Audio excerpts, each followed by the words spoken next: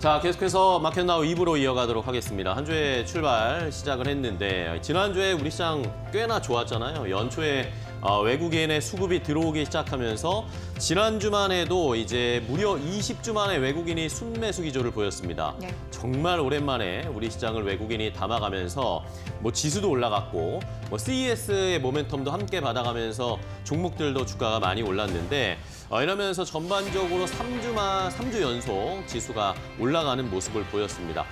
이번 주도 좀 그랬으면 좋겠는데 미국에서 이런 고용 지표라든지 경제 지표들을 보니까 금리 인하에 대한 사이클이 좀 멈출 수도 있다라는 이야기가 다시 나오기 시작을 했습니다.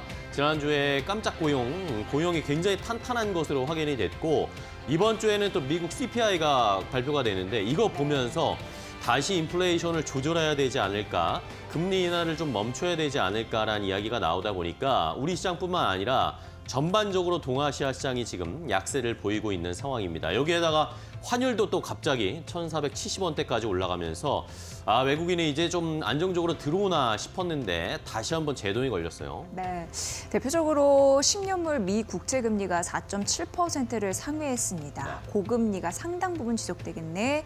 라고 생각을 하니까 투자 심리가 조금 위축될 수밖에 없는 그런 상황이고요. 주식시장에 한해서는요. 그리고 이번 주 같은 경우에는 무엇보다도 트럼프 2기 행정부 관련주 이런 부분 신경 쓰여야 되고 JP모건 헬스케어에 대한 여러 가지 소식도 전해질 예정입니다.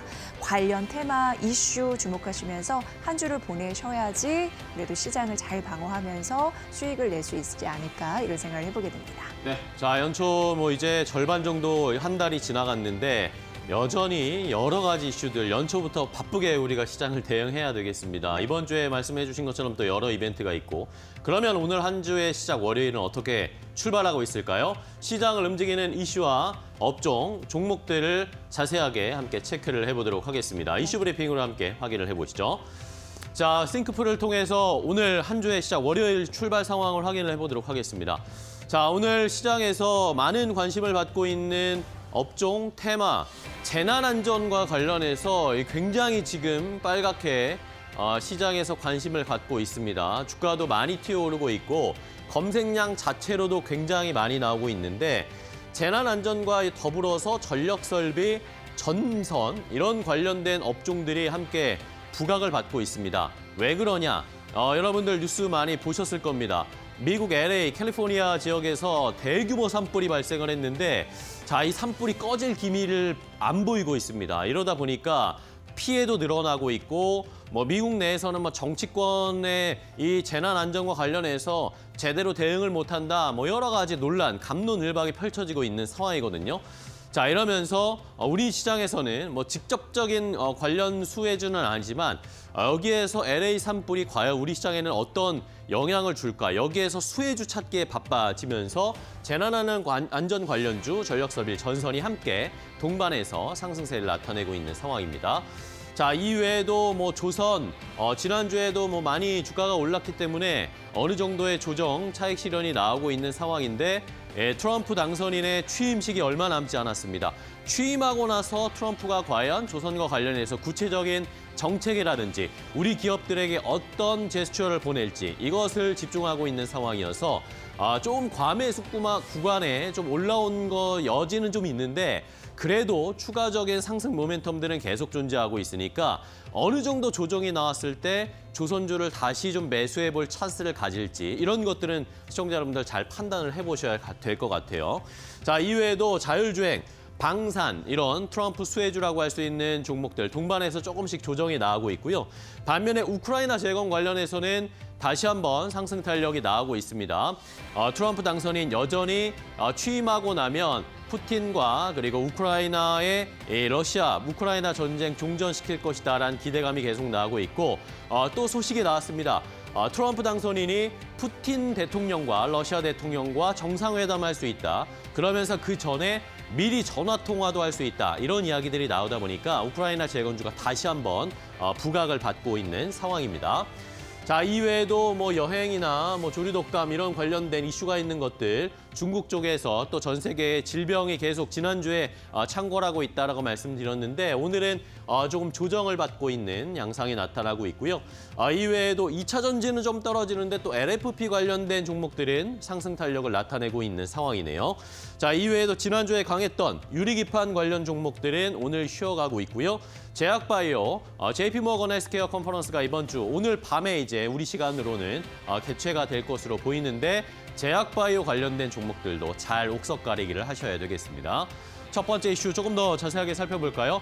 앞서서 말씀드렸던 LA 산불, 주말 사이에 뉴스 많이 보셨을 텐데 이게 피해가 굉장하다고 합니다. 지금 이 재난 관련해서 지금 여러 가지 피해들이 너무나 급격하게 증가하고 있는 상황인데 뭐 주변에 LA나 캘리포니아 쪽에 살고 계신 분들, 지인들 뭐 전화 통화하시거나 안부 묻는 그런 상황도 주말에 많이 발생하셨을 겁니다.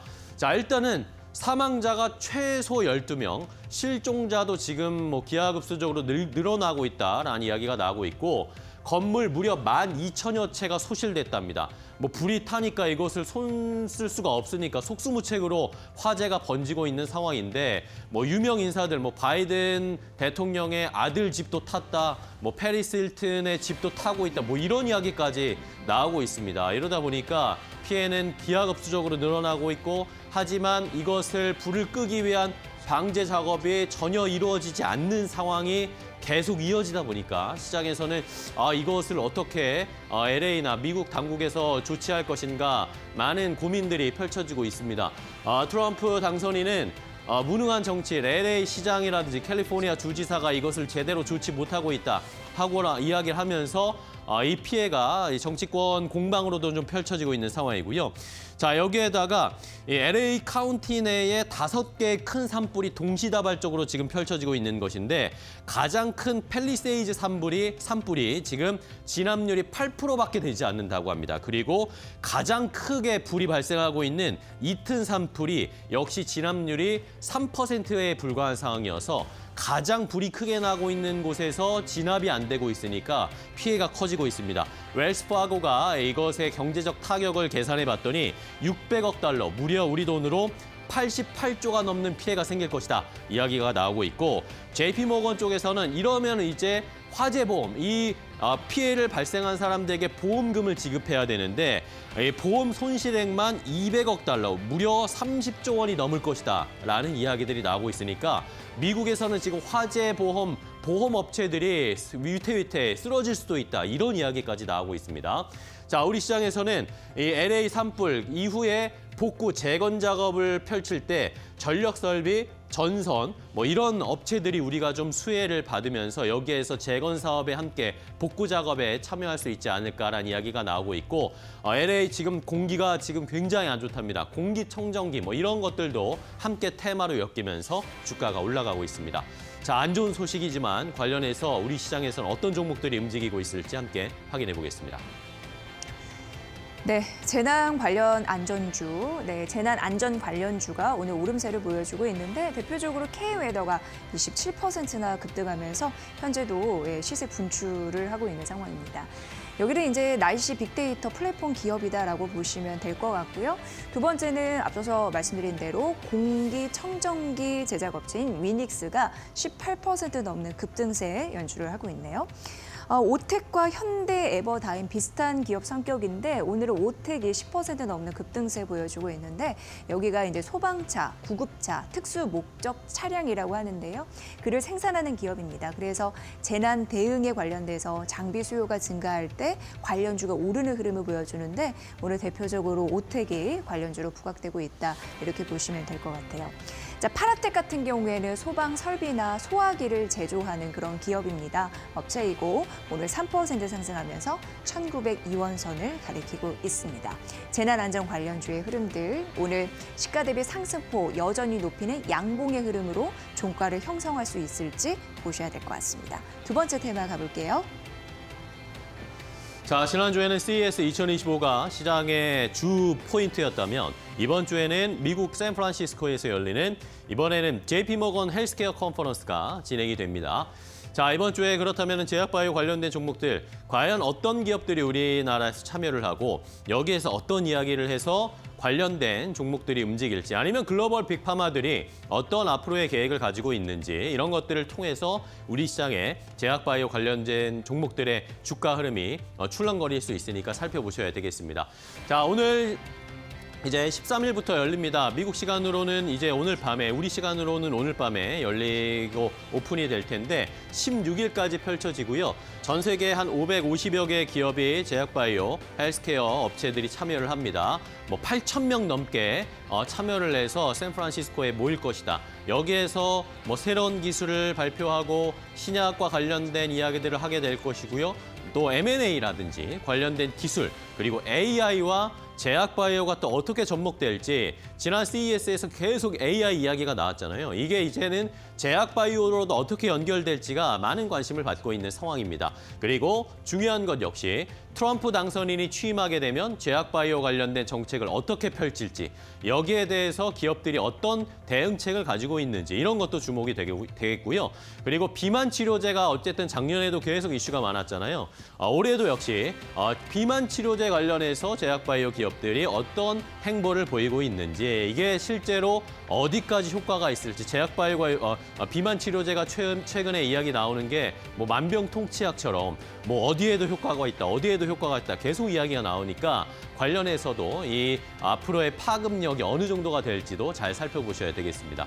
자, 우리나라에서는 큰 기업들 삼성바이오로직스, 셀트리온, SK 또 롯데 쪽에서는 직접 바이오 업체 수장이 직접 참여를 해서 여기에서 앞으로의 계획을 밝힐 것으로 보이고요. 이 외에도 뭐 유한양행, 휴젤, 한미약품 이런 업체에서들도 역시 고위 임원들이 참여를 해서 여러 활동을 펼칠 것으로 보입니다. 자, 그렇다면 우리 시장에서는 제약바이오 헬스케어 컨퍼런스를 앞두고 어떤 종목들을 살펴봐야 할지 함께 확인해 보시죠.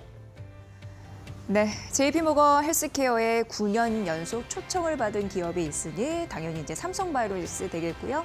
워낙 바이오 대장주로서 모멘텀이 좀 부각되고 있는 상황으로 오늘도 1.4% 상승하면서 한 주당 100만 원이 넘는 황제주의 면모를 좀 보여주고 있는 상황이고요. JP모건 헬스케어에 참여해서 메인 세션 발표에 앞두고 있는 상황인데 존님 대표가 기업 성장 배경 그리고 중장기 계획 이런 부분을 발표할 계획입니다. 여기에서 나올 수 있는 여러 가지 모멘텀 성과들 꼭 확인을 해보셔야 될 것 같고요. 그리고 두 번째 셀트리온도 메인 세션에 나오는데 서정주 회장이 직접 나갈 예정이고요. 항암 신약 파이프라인에 대한 여러 가지 신약 모멘텀을 소개할 예정이라고 하니까 해외 반응 주시해 보시길 바랍니다. 자, 브릿지 바이오 테라퓨틱스도 메인 세션 발표 앞두고 있다라는 점 말씀드리면서 아토피 치료제 그 이전에 대해서 기술 이전 관련에 대해서 성과가 본격적으로 나올까에 대한 관심이 집중되고 있는 게 바로 샤페론인데 오늘 여타 제약 바이오 관련주 중에 3% 상승하면서 조금 더 차별화된 그런 흐름을 좀 보여주고 있다라고 보여지고요. 글로벌 연구의 원년이 되겠다라고 포부가 또 있는 SK바이오팜은 오늘 일부 차익 실험 매물이 1% 정도 나오고 있다는 점 말씀드리도록 할게요. 우리나라뿐만 아니라 미국, 아시아, 유럽 등 이쪽으로 영역을 좀 넓히겠다라는 의지가 있더라고요. 각각 제약바이오 기업에서 나오는 여러 가지 핵심 사항들 꼭 이번 주에 참고하시길 바라겠습니다. 마지막 테마 넘어가 볼게요. 자, 다음은 신세계 그룹주를 확인해 봐야겠습니다. 지난주에 깜짝 이슈가 있었죠. 정영진 신세계 이마트 총괄 회장이 이명희 총괄 회장의 이마트 지분을 전량 매입하겠다라는 소식이 전해졌습니다.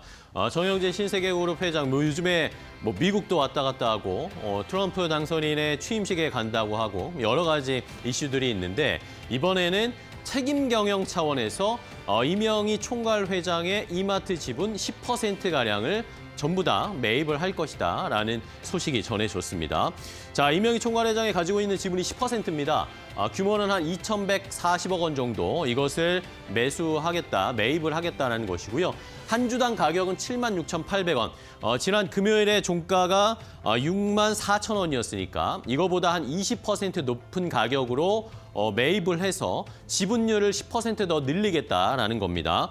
그 전에 이제 정영진 회장이 가지고 있던 지분이 18.56%거든요. 그러니까 딱 10%가 올라서 28.56%를 갖고 정영진 회장이 이제 신세계그룹 이마트를 더 책임 경영을 하겠다라는 취지로 매입을 했다라고 이마트 측에서는 이야기를 했습니다. 말씀드린 것처럼 증여를 하는 게 아니라 아예 매수를 결단을 했다라는 것은 이마트를 경영하는데 정영진 회장이 실제로 책임 경영을 하고 뭔가 돌파구를 마련한 대책들을 보여주겠다라는 의지의 표명이다라는 해석이 일단은 나오고 있습니다.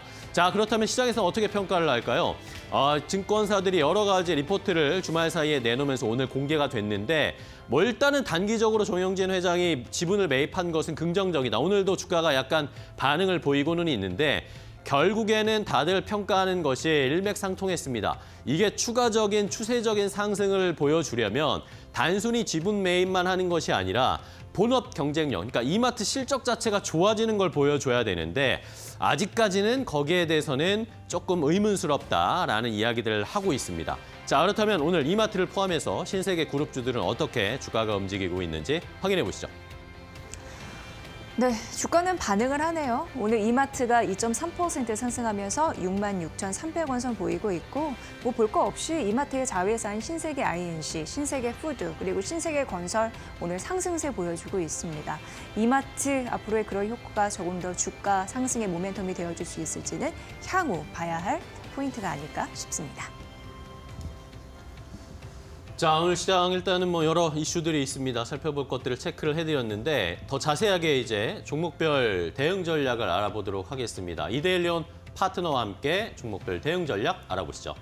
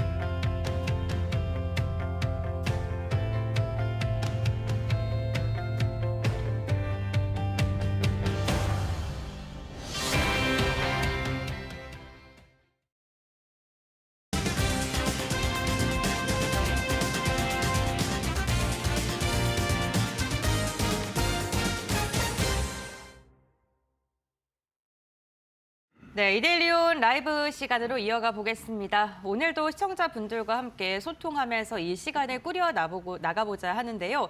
여러분들께서 궁금하신 점 있으시면요. 실시간 채팅창에 댓글 남겨주시길 바랍니다.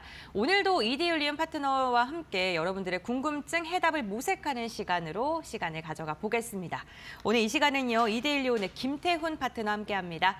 안녕하십니까? 안녕하세요. 네, 반갑습니다. 네. 파트너님과 함께 오늘 시장부터 분석을 해보고자 하는데요. 시장 전반적으로 어떻게 보고 계십니까? 일단 지금은 미국 시장이 지난 금요일 날 끝났을 때 폭락을 했어요. 맞습니다. 그런데 그 폭락하게 된 게 이 트럼프가 취임 첫날 한 100여 개의 행정명령을 한꺼번에 내놓겠다고 그러는데요. 이게 바로 조 바이든 정부와 이 트럼프 정부가 확실히 달라진 세상이라는 걸 보여주는 그런 법률들입니다. 그러다 보니 이 행정명령 때문에도 이 불확실성이 미국 시장이 굉장히 커졌어요. 특히나 이 경제 비상사태를 선언해서 이걸 근거로 해서 보편 관세를 부과하겠다고 했는데요. 이렇게 전반적으로 미국 시장에 인플레이션이 발생할 가능성이 높아진 겁니다. 미국 금리도 오름세를 나타내고 있고 해서 이러한 부분이 미국 시장에서 불확실성을 키우고 이게 태평양 건너서 우리 시장에도 영향을 미치고 있고 중국 시장도 마찬가지입니다. 그러다 보니 미국 때문에도 그런데요. 여기다 또 캘리포니아 산불이 엄청 크게 발생했습니다. 그래 1,500억 달러 정도의 손실이 발생할 거라고 그러고 이것 때문에 미국의 보험사들이 대규모 적자를 기록할 거라고 그러고 또 이것 때문에 미국의 보험사들이 대규모로 주식을 팔 수밖에 없다는 이게 다 서로 물려서 진행되고 있는 상황입니다. 그러다 보니 1월 20일 날 트럼프의 이 2기 정부가 출범할 때 이러한 혼란들이 우리 시장을 계속 불확실성으로 압박하는 요인이 되고 이러한 것들이 결국은 미국의 FRB가 기준금리 인하를 중단시키는 그런 요인으로 작용하고 있습니다. 이것은 증권 시장에 악재가 점점 많아지고 있다는 그런 의미이기도 하죠. 그렇기 때문에 이것 또한 우리 시장에도 영향을 미칩니다. 네, 그렇군요. 뭐 여러 가지 이슈, 특히나 뭐 LA 산불도 그렇고요. 오늘도 역시나 우리 시장은 미국 시장의 영향, 미국의 영향을 고스란히 받고 있는데 그렇다면 국내 증시는 좀 어떻게 바라보고 계신지도 궁금합니다. 네, 역시 우리 시장도 미국 시장의 영향을 많이 받습니다. 네, 그렇죠. 작년만 해도 우리가 미국 시장에서 한 600억 달러 정도의 무역 흑자를 봤는데요. 이게 올해는 이 트럼프 2기 집권을 하면서 이 보편 관세라는 걸 부과하게 되면 우리나라도 미국에 대해서 이 수출하는데 이 수출액 자체가 많이 줄어들 가능성이 큽니다. 그렇기 때문에 요번에 현대차나 삼성전자 같은 이 대형주들이 미국으로의 수출이 줄어들게 되면 전체적으로 우리 국민 경제 전반에 걸쳐서 좀 악재가 될 가능성이 크죠. 하지만 지금 현재 현대차는 나름대로 이 미국 시장에서 선전을 하고 있고 그러한 선전하는 것들이 보편 관세가 부과되면 다른 경쟁 기업들도 마찬가지라는 사실입니다. 그렇게 해서 이 최소한의 이 피해를 보는 쪽으로 이런 그 트럼프의 보호무역주의를 잘만 막아낸다면 그렇게 우려하는 것만큼 크게 피해를 보질 것 같지는 않습니다. 현대차 같은 경우는 이번에 역대 최대인 24조 3천억 원의 그 투자비를 발표를 했습니다. 이게 그만큼 원달러 환율이 유리하기 때문에 해외에 쌓아놓고 있던 달러를 한국으로 갖고 들어와서 대규모로 투자하겠다는 것인데요. 이렇게 되면 그동안 미뤄왔던 전기차 공장이나 이런 것들에 대한 대규모 투자를 통해서 내수에 대한 활성화가 가능해집니다. 그리고 무엇보다도 현대차가 엔비디아와 전략적 파트너십을 이제 맺으면서 AI 로봇과 또 자율주행 등에 대해서 이 AI 기술을 접목시키겠다는 것이죠. 이렇게 되면 실제로 지금 현대차 그룹 같은 경우 3단계 자율주행 기술에서 좀 뒤떨어진 업체로 이제 보여지고 있는데요. 왜냐하면 아직까지 상용화를 못했습니다. 벤츠도 그렇고 이미 테슬라는 이미 오토 드라이브로 훨씬 더 앞서가고 있죠. 오토파일럿으로. 그렇기 때문에 3단계 자율주행을 조기에 상업화하기 위해서 이 엔비디아와 손을 잡았다고 해도 과언이 아니죠. 그런 면에서 현대차는 M&A를 통해서라도 이 자율주행에 관련된 기술들을 가지려고 노력을 할 겁니다. 그리고 삼성전자의 4분기실 잠정 실적이 그렇게 좋지 않게 나왔는데도 불구하고 외국인과 기관 투자자들이 대규모로 매수를 보였는데요.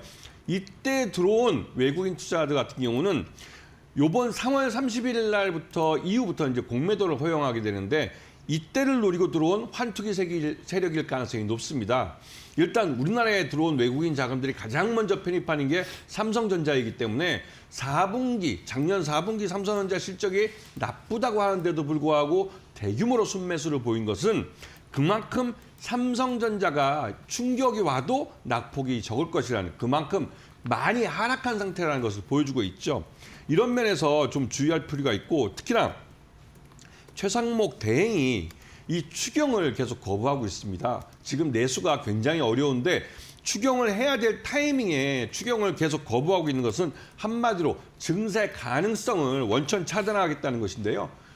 이게 이미 실패한 정책을 너무 질질 끌고 있는 것도 결국은 우리 내수를 다시 진작시키는데 발목을 잡는 그런 요인이 되고 있습니다. 전반적으로 시장이 별로 좋지는 않지만 개별 기업들은 그나마 그 경쟁력을 갖고 있기 때문에 개별 종목들을 보면서 시장을 좀 다시 한번 신중하게 좀 생각해 보면서 접근할 필요가 있어 보입니다. 네, 알겠습니다. 개명을 종목을 잘 선정해서 접근을 해야 되는 시장이다라고 이야기를 해주셨습니다. 그렇다면 오늘 시장 가운데서도 어떠한 섹터를 눈여겨보고 계신지 이야기를 나눠보고자 하는데요. 우선 LG 에너지솔루션이 태양광 전기차 스타트업의 원통형 배터리를 공급한다라는 소식이 전해지면서 태양광 관련 기업들이 지난주부터 좀 주목을 받고 있는 것 같습니다. 뭐 별도로 우리가 더 확인해야 될 모멘텀이 있을까요? 네. 이 태양광 쪽은 저희가 우리나라가 한 3년 동안 투자를 제대로 못했습니다. 네. 그러다 보니 지금 본물 터지듯이 이 태양광에 대한 투자가 이루어지고 있는데요. 특히나 이제 태양광 같은 경우는 다른 무엇보다도 지난 3년 동안 내수 시장이 완전히 죽었다고 해도 과언이 아닐 정도로 그렇게 좀 망가져 있었습니다. 그런데 이거 더 이상 미룰 수 없게 된 게 지난번에 구글이 삼성전자와 SK하이닉스에게 아리백을 조기에 달성하라고 요구하고 나섰다는 게 시장에 알려졌는데요. 그만큼 우리 대기업들도 아리백 투자를 더 이상 미룰 수 없는 그런 상황이 돼버린 겁니다. 그렇기 때문에 이 아리백에 대한 투자를 늘리면 자연스럽게 가장 먼저 선택할 수 있는 게 태양광입니다. 풍력은 태양광보다 훨씬 더 많은 자본과 또 시간이 걸려서 에너지를 얻어낼 수 있지만 태양광은 짧은 시간 동안 태양광 발전소를 만들어내서 대규모의 그 에너지, 전기 에너지를 얻어낼 수가 있죠. 그렇기 때문에 산업통상자원부도 이 신재생 에너지에 대한 여러 가지 정책들을 이번에 지난 연말부터 해서 내놓고 있는데요.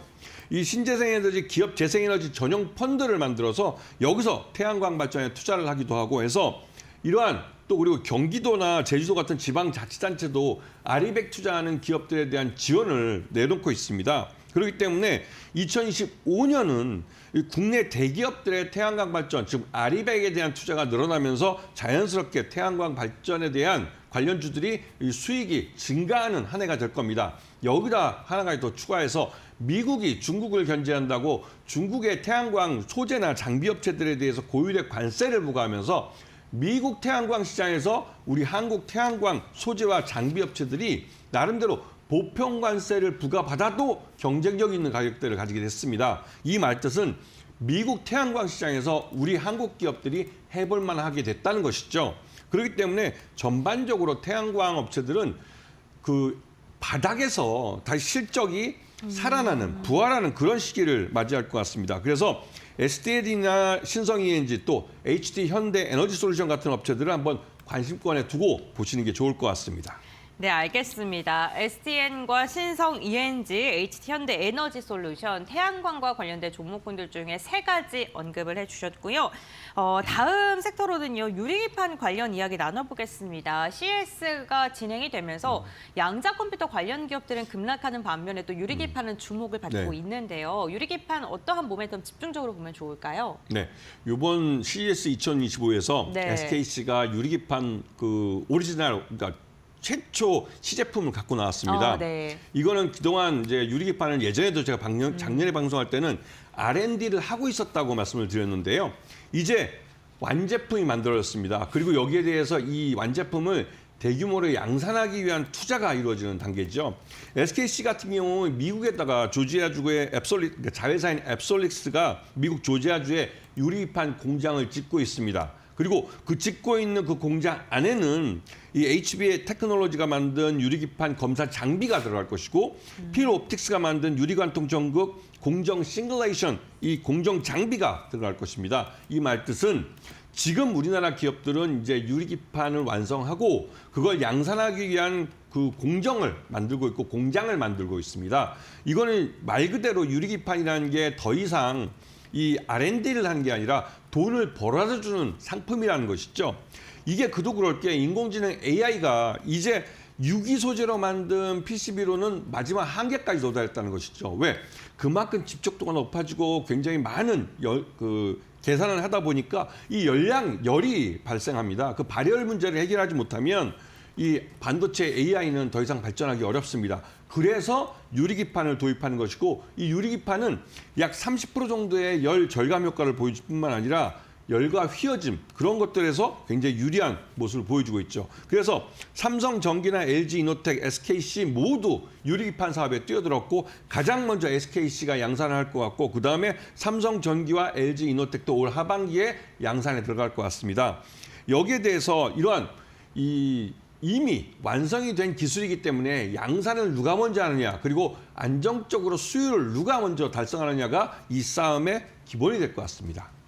네, 알겠습니다. SKC를 포함해서 국내 유리기판 관련 기업들 다시 주목을 해봐야 된다. 이제 시장이 개화되고 있다라고 이야기를 해주셨고요. 그렇다면 우리가 마지막으로 챙겨볼 섹터에 대해서 이야기를 나눠보겠습니다. 마지막 섹터, 자율주행 관련된 섹터를 들고 오셨는데요. 네. 어떠한 점 좀 주목하고 계실까요? 이 자율주행하면 바로 그 뒤에 따라붙는 게 자율주행 차입니다. 네, 그렇습니다. 그런데 이 자율주행은 이제 그 섹터를 더 넓혀서 네. 로봇도 자율주행 기능이 들어갑니다. 이 로봇이 예전에 우리가 무슨 많이 보면 공장에서 현대차 그 자동차를 앞에 놓고 양쪽에서 용접기계 막 움직이는 그런 로봇들을 봤을 텐데요.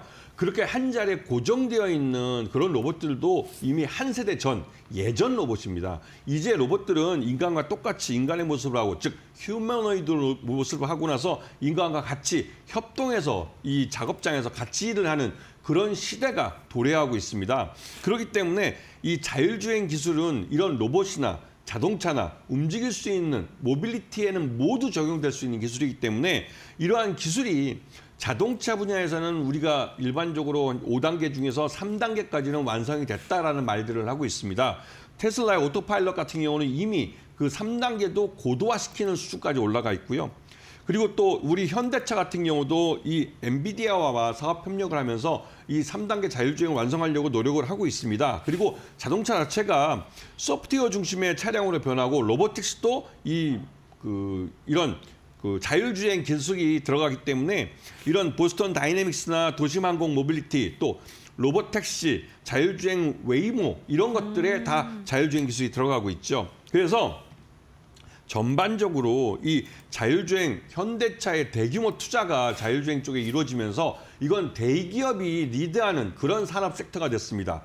그렇기 때문에 이게 단순히 기술만 개발하는 미래 기술이 아니라 이제 우리 앞에 우리 생활 속에 들어온 기술이기 때문에 돈을 벌어주기 시작하는 기술이라는 걸 알 수가 있죠. 그렇기 때문에 이 현대차도 3단계 자율주행을 위해서 이 자율주행 기술을 갖고 있는 기업을 M&A 하려고 노력을 하고 있습니다. 이런 면에서 관심을 갖고 보셔야 될 섹터입니다.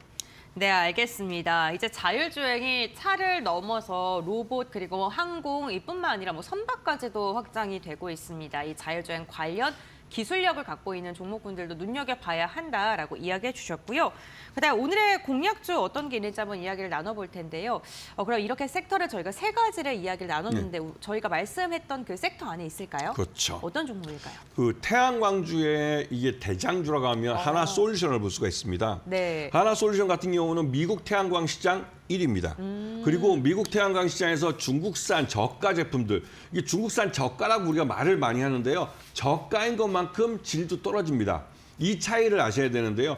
그 저가이기 때문에 질이 떨어지는 게 아니라 질이 떨어지기 때문에 저가인 거죠. 그런데 중국 시장에서 중국 태양광 이 소재와 장비들이 워낙 많이 미국 시장에 들어왔습니다. 그래서 미국에서 이를 견제하기 위해서 미국 정부가 이 중국산 태양광 소재와 이 시설들에 대해서, 그러니까 장비에 대해서 고율의 관세를 매기는데 거의 50% 가까이 그 관세를 매깁니다. 그 정도 되면 우리 한국 기업들이 만든 태양광 장비나 또 이 한화솔루션이 미국에서 그 조지아주 공장에 있는 그 솔라 허브라는 데서 만들어낸 이런 장비들과의 경쟁을 해도 결코 한화솔루션이 뒤지지 않는 것이죠.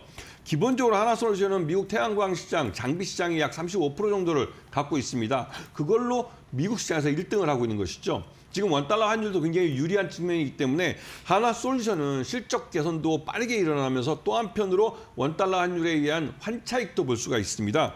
그런 면에서 이 하나솔루션은 올해 실적이 확실하게 개선될 수 있는 그런 기업으로 보여지고요. 하나솔루션에 대해서 매수가 19,000원, 손절가 17,000원, 목표가는 3만 원 정도를 제시해드리는데 이 업체가 1분기 때 실적이 어떻게 나오냐를 보시고 나서 목표가를 추가적으로 더 올릴 수 있다는 점을 기억하셔야 됩니다. 네, 알겠습니다. 하나솔루션 현재 18,160원대에 거래되고 있는데 매수가를 이보다 조금 더 높게 잡아주셨고요. 손절가도 17,000원 제시해 주셨습니다. 지금 목표가 3만 원 말씀해 주셨는데 실적 발표에 따라서 목표가 더 올라갈 수도 있다라고 말씀해 주셨으니까요. 가격 전략 참고해 보시고 투자 포인트 잘 참고해 보시면 좋을 것 같습니다. 그럼 오늘 말씀 여기까지 듣겠습니다. 고맙습니다. 맞습니다.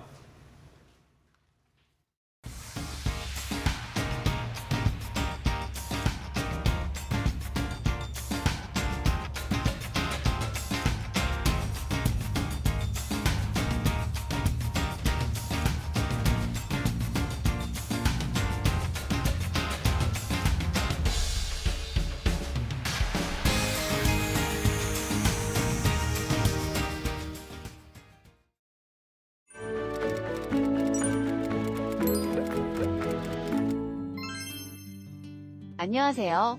요즘 주유소 가면 기름값이 많이 올랐죠?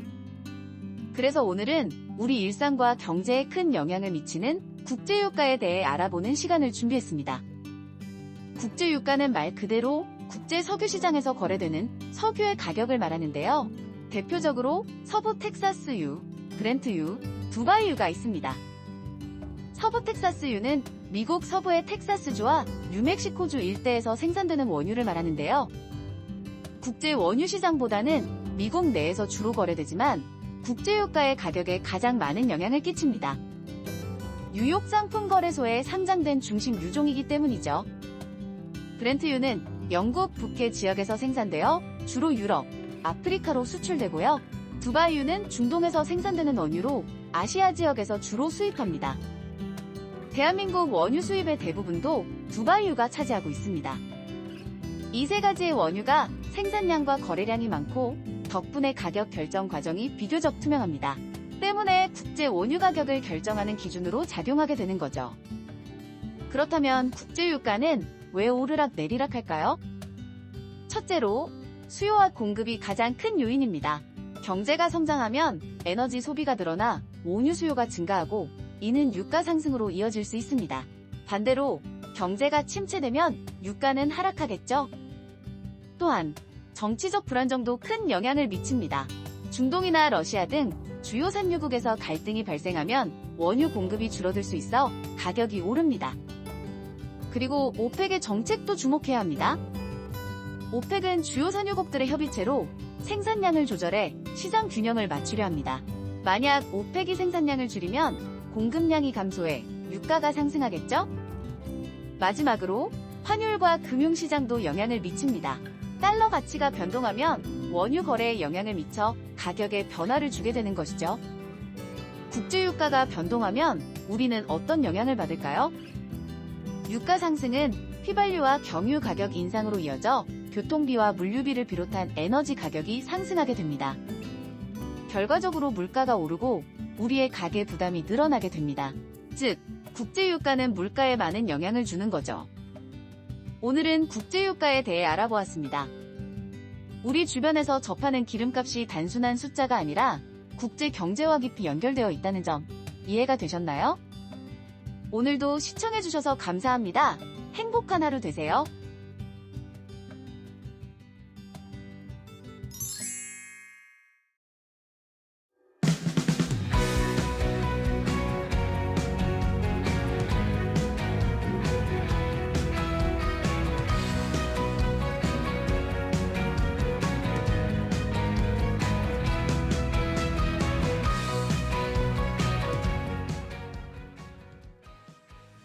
자, 이데일리 TV 인사이트로 이어가도록 하겠습니다. 우리 시장 일단은 양시장이 좀 하락세를 보여주고 있고 미국 시장이 주말 사이에 많이 떨어진 상황이라서 우리 시장도 함께 동반 하락세를 보이고 있습니다. 중국 쪽 시장 상황, 출발 상황 좀 간단하게 체크를 해드리면 중국 상해종합지수, 홍콩항생지수 지난 금요일에 모두 1% 내외로 하락하면서 거래를 마감했고 오늘도 역시 중국 상해종합지수 0.6%대 하락세로 출발을 했고 홍콩항생 지수도 역시 0.7%대 하락세로 출발을 하면서 뭐 전반적으로 아시아 시장 좋지 않습니다. 일본 시장도 일본 니케이도 지금 1% 넘게 하락세를 나타내고 있거든요. 미국 쪽에 또 이번 주에 경제 지표라든지 금리 향방 이런 것들이 시장에 계속 영향을 줄 것으로 보입니다. 자, 그럼 이제 이데일리 TV 인사이트로 들어가서 한 걸음 더 깊이 들어가서 관련된 업종이나 종목들 투자 아이디어 얻어보도록 하겠습니다. 매주 월요일에는 제약바이오 관련해서 인사이트 드리고 있는데 자, 오늘은 이데일리 바이오 플랫폼 센터의 석재원 기자와 함께하겠습니다. 안녕하세요, 기자님. 네, 안녕하세요. 네, 반갑습니다. 자, 오늘은 또 어떤 이야기를 나눠볼지. 이번 주에 또 때마침 JP모건 헬스케어 컨퍼런스가 열리잖아요. 이번 주에 뭐 제약바이오 관심 가지시는 분들이 많으실 것 같습니다. 그중에서도 오늘은 녹십자 얘기를 좀 해보려고 하는데 자, 녹십자가 최근에 뭐 원달러 환율이 올라가는 것 때문에 오히려 수혜도 받고 실적도 좋아질 거다 뭐 이런 이야기들이 나오고 있더라고요. 그렇습니다. 일단 이제 미국에서 판매하는 면역 글로불린이라는 그 의약품의 그 판매 대금이 달러로 인식이 되는데 최근에 이제 강달러 흐름으로 바뀌면서 이 실질적으로 인식되는 수익이 더 높아질 것이다. 이런 내용을 좀 다루고자 합니다. 면역 글로불린 뭐죠? 네, 글로불린은 우리 몸 면역 체계에서 중요한 역할을 하는 단백질을 말합니다. 흔히 항체라고 하거든요. 그 몸에 들어온 바이러스랑 뭐 박테리아 같은 그런 병원체를 이제 유해 물질로 인식을 하고 여기에 대해서 이제 방어하는 그런 역할을 하는 의약품이라고 보면 됩니다. 녹십자는 이제 자체 공정으로 이제 면역 글로불린 제품을 개발했는데 이 이름이 알리글로입니다. 알리글로. 네, 2023년 12월에 미국 식품의약국 FDA 승인을 받았습니다. 주로 선천성 면역 결핍증 환자한테 이 약품이 투여가 되는 정맥 투여 제제이고요. 현재 근데 미국의 알리글로를 포함한 면역 글로불린 시장 규모가 한 15조 3천억 원 정도로 알려져 있습니다. 네. 자, 이렇게 우리 몸 면역 체계에 도움을 주는 제약 바이오를 만들고 있는데 뭐 시장에서는 어쨌든 뭐 약간 생소하기는 한데 시장 규모가 뭐 미국 시장을 포함해서 뭐 규모가 작지 않네요. 그렇습니다. 자, 그렇다면은 이 녹십자가 미국에 아까 저희가 환율 얘기를 했는데 제약바이오도 생각을 해보니까 수출을 하면 수출주로 저희가 원달러 효과를 좀 얻을 수 있다라는 아이디어를 좀 간과하고 있었네요. 그런 것들을 잘 체크를 해봐야 되겠습니다. 그러면은 녹십자는 미국에서 아예 우리가 만들어서 미국으로 수출을 하는 겁니까? 아니면은 미국에서 공장을 지어서 거기서 생산을 해서 판매를 하는 겁니까? 네, 미국에서 혈장 원료를 수입을 해다가 이제 녹십자가 그 충북에 그 공장이 하나 있어요. 거기서 완제품으로 제조를 한 다음에 이 완제품을 다시 미국으로 수출을 하고 있습니다. 원료를 수입해 와서 국내에서 만들어서 다시 미국으로 보내는 거네요? 네, 그렇습니다. 그래서 미국에서 판매한 제품에 대한 대금은 달러로 인식이 됩니다. 그렇죠. 네, 이제 혈장 원료를 미국에서 수입해 오고 있다고 말씀드렸는데 이게 원료 공급이 좀 원활하지 않다는 이런 변수가 좀 있습니다. 그래요? 그래서 그런 특성을 고려해서 미국에서 아예 그 혈액원 ABO 홀딩스라는 혈액원 자체를 녹십자가 인수를 최근에 한다고 밝혔습니다. 그래서 오는 31일 날에 이제 100% 지분 확보를 위한 대금 1,380억 원을 납부하겠다. 이렇게 예정이 돼 있습니다.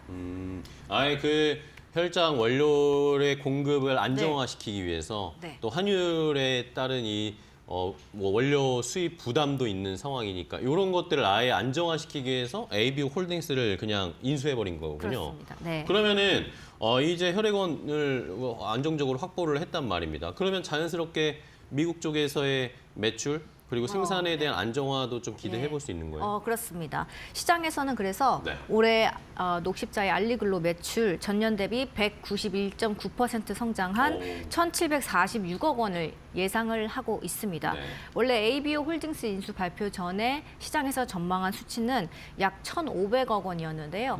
한 200억 원 이상 이제 상향 조정을 했습니다. 여기다가 알리글로가 지난해 8월에 이제 처방약 급여 업체랑 전문 약국을 중심으로 이제 대거 계약들을 맺으면서 그런 점에서도 판매량이 좀 증가할 수 있겠다. 이런 전망이 나오고 있습니다.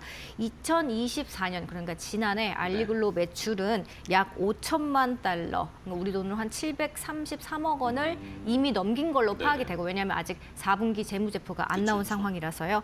그래서 지난해 11월까지는 이미 4,700만 달러를 찍은 걸로 이제 알려졌습니다. 네.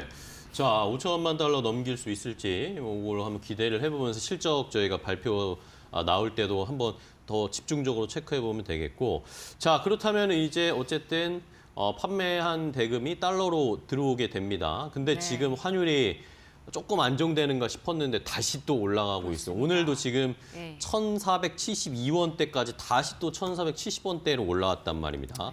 지난 4분기 때도 환율이 높았고, 그러면은 어쨌든 요것의 수출에 따른 환차익을 한번 기대를 해보면서 실적 눈높이를 저희가 조금 더 높여봐도 될까요?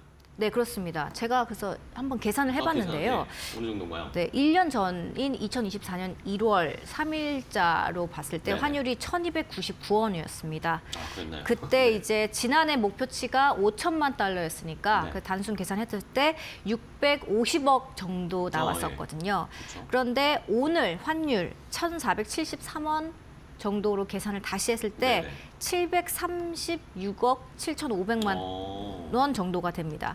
그러니까 환율 차이로 발생하는 그 수익만 한 87억이 넘는 건데요. 네네. 그러니까 이제 올해는 매출이 이제 전년도보다 뭐 120% 이상 더 성장할 거다 이런 전망이 좀 나오고 있고 또 환율도 최근 계속 이제 정치 불확실성이라든가 뭐 달러와 강세 분위기 때문에 이제 뭐 쉽게 떨어지진 않을 거다 이런 네. 전망도 있어서 이 환차익 규모가 뭐 계산을 했을 때는 이제 80억 원대였지만 더 커질 수도 있지 않을까 그러게요. 이렇게 조심스레 전망을 해봅니다. 네. 자, 어쨌든 뭐 시장에는 환율이 올라가는 게 우리는 부담인데 뭐 수출하는 기업, 특히 뭐 녹십자 같은 경우에는 오히려 환차익으로 실적이 더 높아질 수, 거의 뭐 80억에서 90억 가까이도 더 늘어날 수 있는 건데, 그러면은 또 반대로 생각하면 어쨌든 벌어들이는 건 이익이 되지만 달러로 또 쓰는 돈은 손실이 될 수가 있잖아요. 그렇죠. 그러면서 이제 AB홀딩스 지분도 아까 한 1,380억, 한 1,400억 가까이를 인수한 금액으로 대금을 지불한다라고 했는데, 이거는 그러면 이 원달러 환율 올라가는 거에 반영이 되면 이거는 더 올라가는 거 아니에요? 그래서 원달러 환율을 네. 이제 반영하지 않는다는 특수 조항으로 계약을 했다고 합니다. 아, 계약 사항에 그게 있었어요? 네, 그래서 오. 1,429원에 그 환율을 고정시키고 그래서 이제 달러를 원화로 바꿨더니 이제 1,380억이라고 이건 고정된 액수이고 환율이 더 올라가든 떨어지든 이제 바뀌지 않는다. 네, 이렇게 이제 규정을 박았다고 합니다. 그래서 이제 상당한 환율 방어 효과를 얻은 셈이죠. 이런 특수 네네. 조항으로 인해서요. 예. 아예 계약을 할 때 그 환율 조항을 넣었나 보군요. 그런 거 그러면서 어쨌든 그러면은 환율 1,328원에 고정을 해놨으니까 비용은 어쨌든 딱 정해서 1,380억 원 정도가 나가게 되는 거고, 환율에 따라 이게 비용이 더 나가거나 그런 건 없겠습니다. 자, 그러면 어쨌든 뭐 좋은 상황인데 녹십자에게는 좋은 상황이지만 또 더 큰 파도가 밀려오고 있어서 제약바이오 쪽에서도 요즘 이 트럼프의 영향이 어떻게 될 것인가. 이번에 JP모건 헬스케어 컨퍼런스에서도 트럼프의 바이오 제약 헬스케어 정책이 어떻게 될 것인가, 이게 굉장히 중요한 포인트가 될 거라고 하던데, 그렇습니다. 예. 녹십자는 여기에서 좀 어쨌든 관세에 부담이 생길 수밖에 없잖아요. 이거 어떻게 맞습니다. 어떤 추이로 지금 진행되고 있나요? 그렇습니다. 그 트럼프 당선인이 이제 필수 의약품 생산 자국화를 위해서 그 관세 부과 그리고 수입 제한 조치 등을 이제 공약으로 내세웠었는데요. 알리글로 같은 면역 글로불린 제제는 FDA가 지정한 필수 의약품 대상이긴 합니다. 그래서 현재 대다수 의약품이 이 FDA 협정에 의해서 필수품으로 분류되고 있고 무관세로 미국에 수출이 되고 있긴 합니다. 예. 그러면은 이것에 대해서 뭐 앞으로도 그냥 이렇게 무관세로 가게 될까요? 아니면 트럼프가 또 어떻게 뒤집을지 모르니까 이런 상황에 대해서 뭔가 대비책이 있는지도 궁금하네요. 네, 녹십자에 물어봤더니 뭐 영향이 없을 것으로 본다 이렇게 좀 짤막하게 입장을 내놓기는 했습니다. 네. 그런데 이제 왜 이런 입장을 이제 단언을 할 수 있냐라고 네. 보면 지금 현재 미국 내에서 혈액 제제 공급이 좀 부족한 상황이고요. 아. 그리고 뭐 잘 아시겠죠. 아직 정책 방향이 확실히 정해진 게 아니지 않습니까? 그쵸. 그런데 이런 상태에서 자칫 이제 관세를 부과를 해버리면 가뜩이나 지금 혈액 제제 공급이 지금 딸리고 있는 상황에서 약가 인상이 일 수 있고 또 공급 부족으로 인한 시장의 어떤 혼란 이런 것들을 줄 수 있기 때문에 미국이 그렇게 쉽게 관세 필수의약품 관세를 그렇게 딱 부과를 할 것이냐에 대해서는 조금 회의적이다 이렇게 보고 있는 것 같습니다. 네, 알겠습니다. 자, 일단은 뭐 미국 내에서 혈액 제재가 부족한 상황이니까 네. 여기에다가 좀 뭐 관세를 매긴다거나 막 이러면 자연스럽게 또 미국 내에서 판매하는 가격이 올라갈 테고 이런 거에 대해서 너무나 직접적으로 빠르게 그런 트럼프가 정책을 바꾸진 않을 것이다라고 일단 녹십자 쪽에서는 생각하고 있는 것 같네요. 네. 환율은 일단은 녹십자 쪽에게는 우호적인 상황이고 트럼프의 정책이 약간 변수가 되고 있으니까 이것들은 균형을 맞추셔서 한번 체크를 해보시기 바랍니다. 네. 자, 첫 번째 녹십자 이야기를 나눠봤고 이번에는 두 번째로 치매 관련된 치료제 이야기도 좀 네. 해봐야 될 것 같아요. 치매 치료제도 사실 많은 이 치매 환자분들이나 치매 환자를 뭐 주변에 가지고 계신 보호자분들이 많은 고민을 하고 계실 네, 텐데 그렇습니다. 뭐 치매 관련해서 대비를 뭐 스스로 해야 된다라는 뭐 어르신분들도 되게 많은 상황이죠. 뭐 네. 보험도 네. 들으시고 하지만 결국에는 치매 치료제가 아직 명확한 게 나오지 않으니까 많은 분들이 걱정은 여전히 하고 있는 상황입니다. 그런데 뭐 이런 뭔가 진전이 있나요? 국내에서는 큰 대형사들이 뭐 치매 치료제 개발하고 있는지도 궁금해요. 일단 이제 일조 클럽으로 이제 네네. 대형 제약사들을 구분하는데요. 연매출 1조 원 이상 되는 제약사들이 유한양행, 종근당, 녹십자, 광동제약, 항미약품, 대웅제약 등이 있는데 네. 이곳 중에서 자체적으로 치매 신약 연구 개발을 진행 중인 곳은 한 곳도 없습니다. 그래요? 네, 이제 취재 결과 그렇게 나타났고요. 네. 일부는 뭐 타 법인한테 다른 회사한테 지분 투자를 통해서 뭐 간접적으로는 하고 있지만 자체적으로 R&D를 이끌기에는 너무 리스크가 크다고 판단을 한 것으로 좀 보입니다. 네. 그렇군요. 일단은 뭐 직접적으로 하는 기업들은 없는 상황인데 네. 그러면은 아니면 뭐 간접적으로 우회적으로 투자한다거나 네. 뭐 인수 M&A를 네. 생각하는 그런 기업들은 없나요? 네, 유한양행이랑 종근당 이렇게 두 곳을 꼽겠습니다. 네네. 유한양행은 2019년, 2020년에 총 110억 원 규모로 알츠하이머성 치매를 공략한다는 이제 바이오텍에 투자를 했고요. 종근당 홀딩스, 종근당 같은 경우는 각각 50억, 20억을 투자를 했습니다. 그런데 이 두 제약사 제외하면 이제 타 법인에 투자를 한 곳은 없습니다. 그렇네요. 예. 자, 그러면은 이 큰 어쨌든 국내 기업들이 사실 뭐 치매 치료제를 원하는 수요는 너무 많잖아요. 맞아요. 그렇긴 예, 한데 그렇습니다. 뭔가 직접적인 투자를 하지 않고 R&D를 하지 않는 이유가 뭘까요? 돈이 안 된다고 생각하는 건지 아니면 뭐 기술력이 딸린다고 판단이 되는 건지 아니면 뭐 시간이 너무 오래 걸린다 뭐 때문일까요? 일단 타깃 자체가 불분명합니다. 뭐 뇌 속에 베타 아밀로이드 단백질이 쌓여서 치매가 유발된다라는 네. 이런 말도 있는 반면에 아니다. 타우 단백질이 쌓여서 그렇다. 그러니까 어떤 단백질이 문제를 일으켜서 이 알츠하이머성 치매를 일으키는지에 대한 이런 타깃에 대한 그런 연구도 아직 좀 더 진행이 되어야 아직 하고 원인이 불분명한 거네요. 그렇습니다. 명확하게 우리가 알지를 못한 거네요. 그렇습니다. 목표 지점이 확실치 않은 상황인데 이제 올인을 한다라는 게 그렇죠. 엄청난 리스크가 리스크가 있죠. 있는 거인 거죠.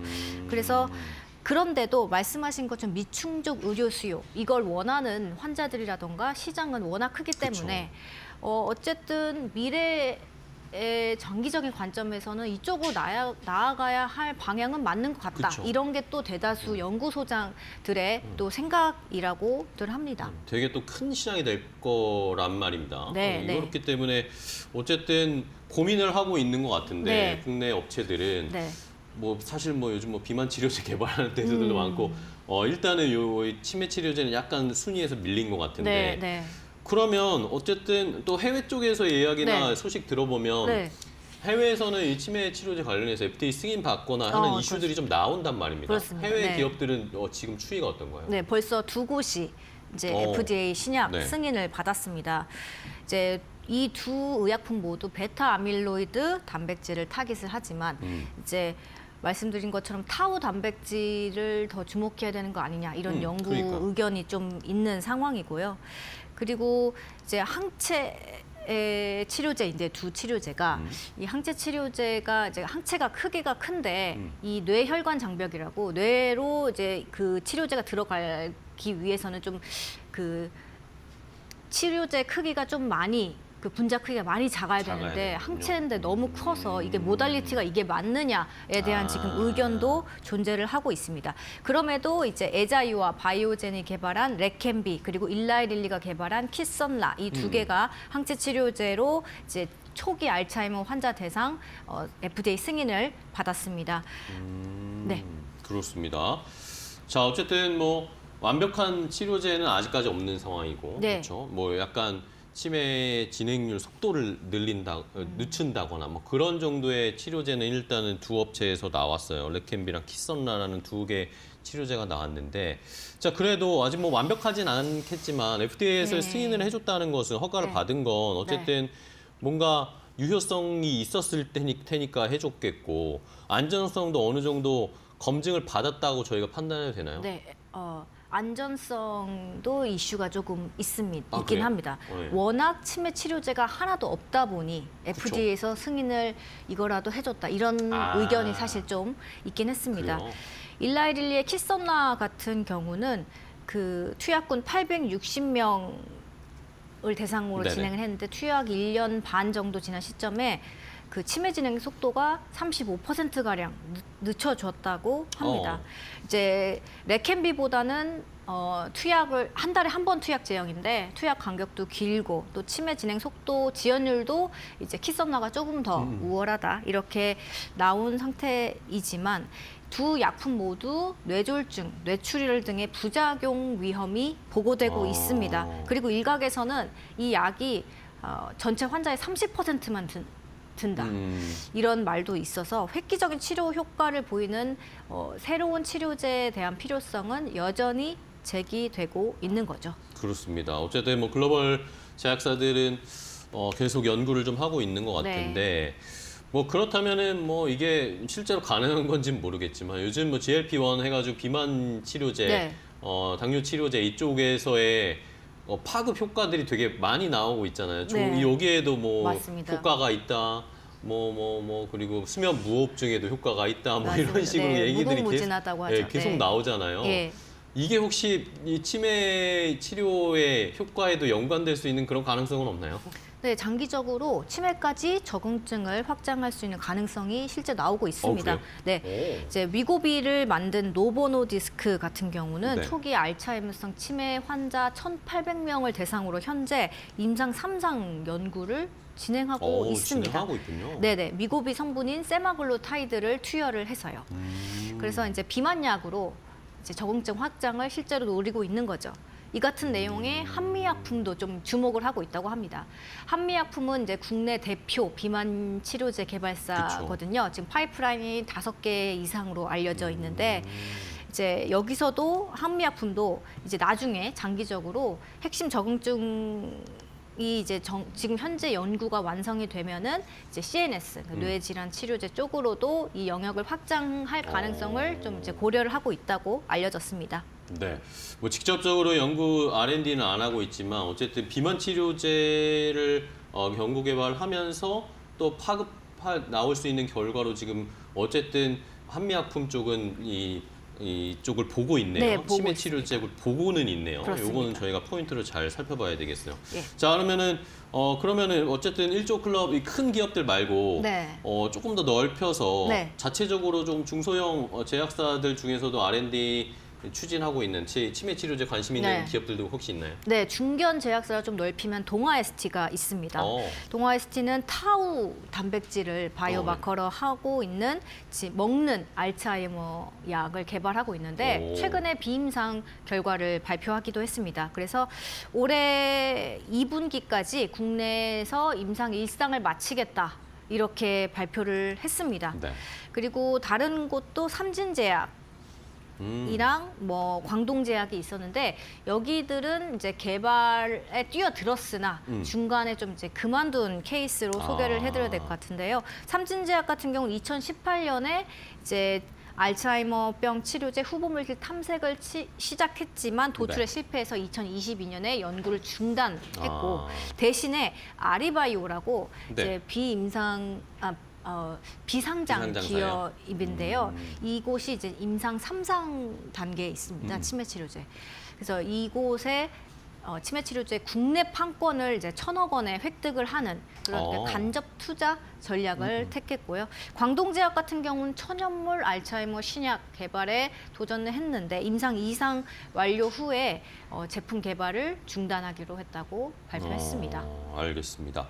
자, 일단은 뭐 국내에서는 아직 치매 치료제의 움직임, 개발 현황은 아직까지는 뭐 눈에 띄는 건 없는데 아까 한미약품도 살짝 말씀드렸지만 비만 치료제를 통해서 우회적으로 한 번 더 개발을 하고 있는 추이는 좀 지켜봐야 되겠고 JP모건 헬스케어 컨퍼런스에서 또 치매 치료제 관련된 이야기들이 나올 수도 있잖아요. 이런 거 관련해서 우리 시장에 관련된 종목들도 잘 한번 지켜보도록 하겠습니다. 자, 오늘 석지영 기자와 함께 제약바이오 쪽의 몇몇 기업들 더 자세하게 살펴봤는데요. 오늘 좋은 인사이트 주셔서 감사하고요. 다음 시간에 또 뵙도록 하겠습니다. 네, 고생 많으셨습니다. 감사합니다. 고맙습니다.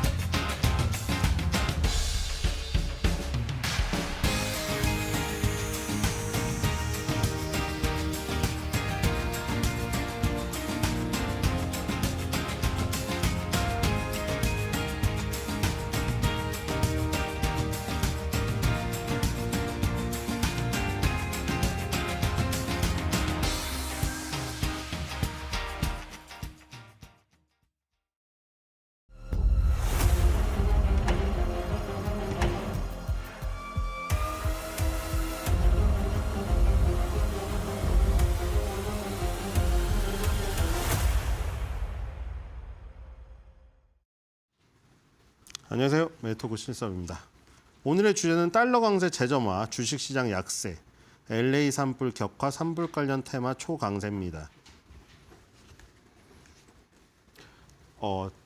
다우가 좀 밑으로 빠졌네요, 이제. 자, 121선 깨졌네요, 지금. 그쵸? 자, 여기서 이제 한 단계씩. 이 미국 시장은 되게 정확하잖아요. 이런 거 이동평균선 하나 허투루 지나가지 않거든요. 정확하게 딱딱 지켜요. 61선에서 지지받고 61선 깨지고 그렇죠?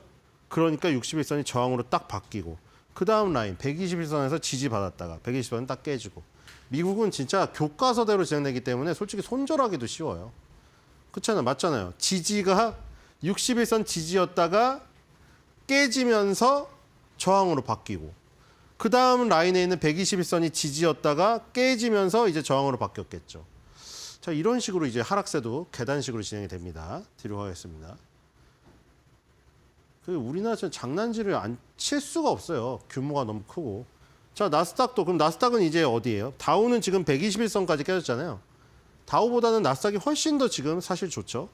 자, 여기도 61선에 지지를 받은 거죠. 요 61선 가까이 가니까 지지를 받은 거예요. 여기도 힘이 완전히 선에 닿아서 지지를 받는 것도 있는데 선에 닿기 전에 지지를 받는 게 더 강한 흐름이죠. 자, 그래서 여기서도 보면은 꼬리가 달린 게 거의 61선이잖아요. 근데 이제 61선이 깨졌죠.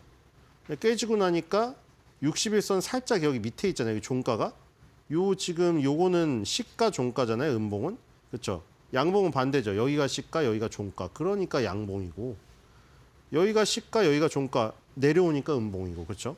요거는 장중 저가. 그렇죠? 장중 고가였으면 여기 꼬리가 달렸겠죠. 장중 고가랑 시가가 지금 똑같이 맞아 떨어진 거죠.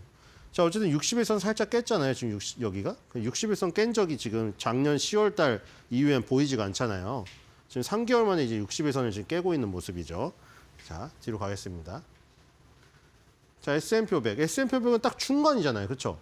다우는 121선 깼고 나스닥은 60일선 살짝 깼고 그렇죠? S&P 500은 딱 61선, 120선 사이에 있잖아요.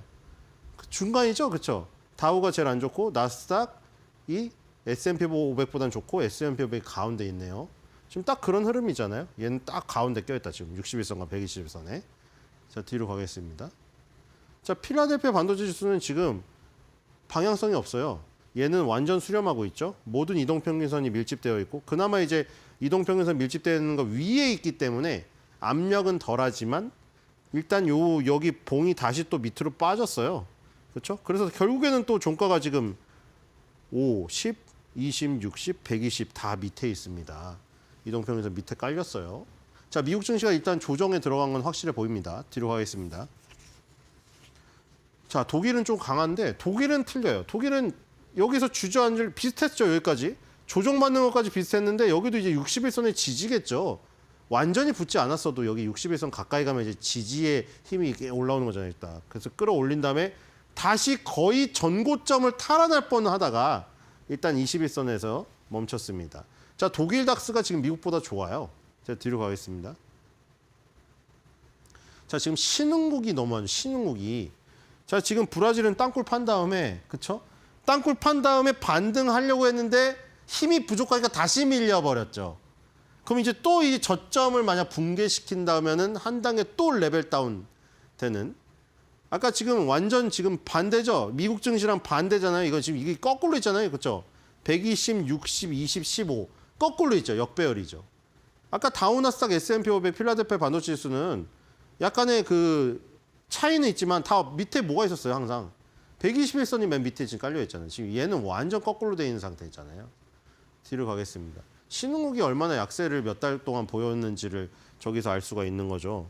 지금 이거 인도도 마찬가지잖아요. 일단 머리 위에 다 이동평균선이 있고 거꾸로 돼 있잖아요. 이것도. 그렇죠? 120, 60, 20, 15. 그렇죠?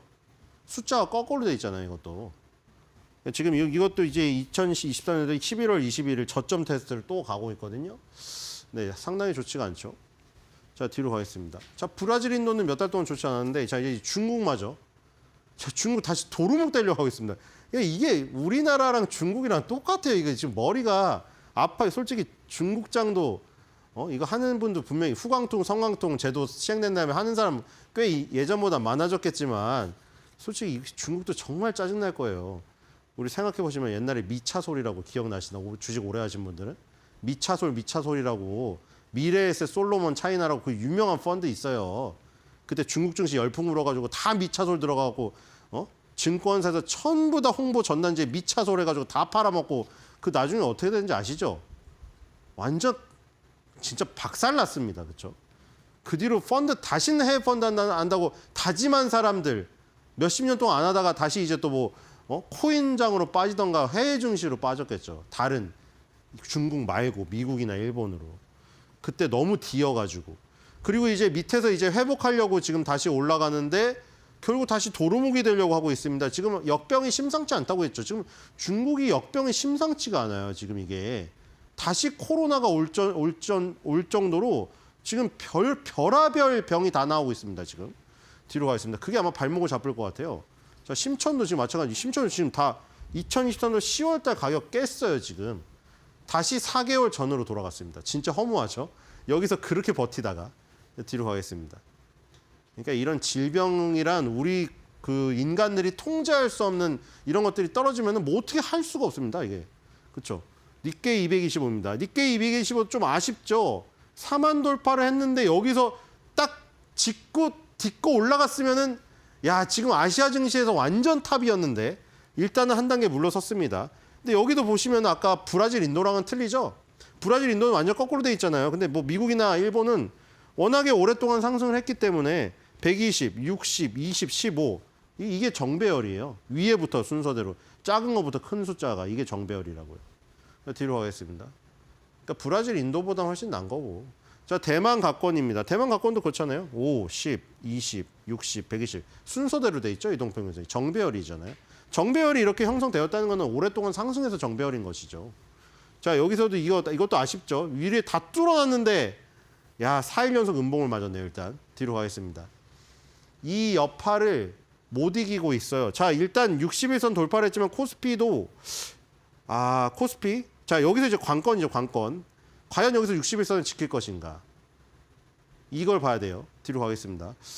지킬 수 있을 것인지. 자, 이것도 마찬가지 61선. 왜냐면 여기 61선 저항이 있죠?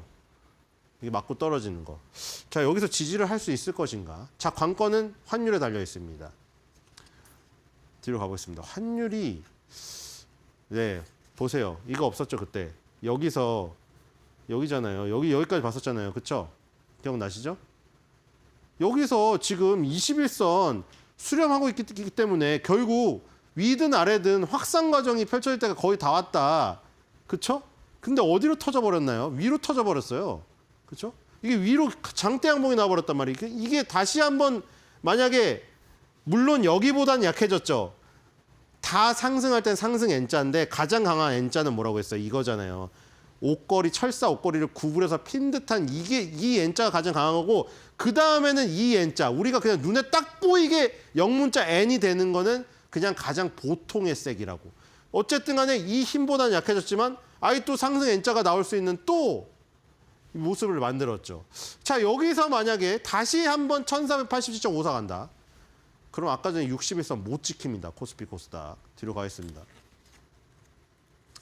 자, 그리고 유가는 불이 붙었어요, 지금.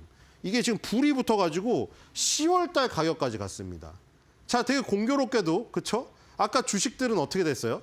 주식들은 10월 달 주가로 돌아가던가 10월 달 주가의 저기에 맞고 떨어지고 있죠.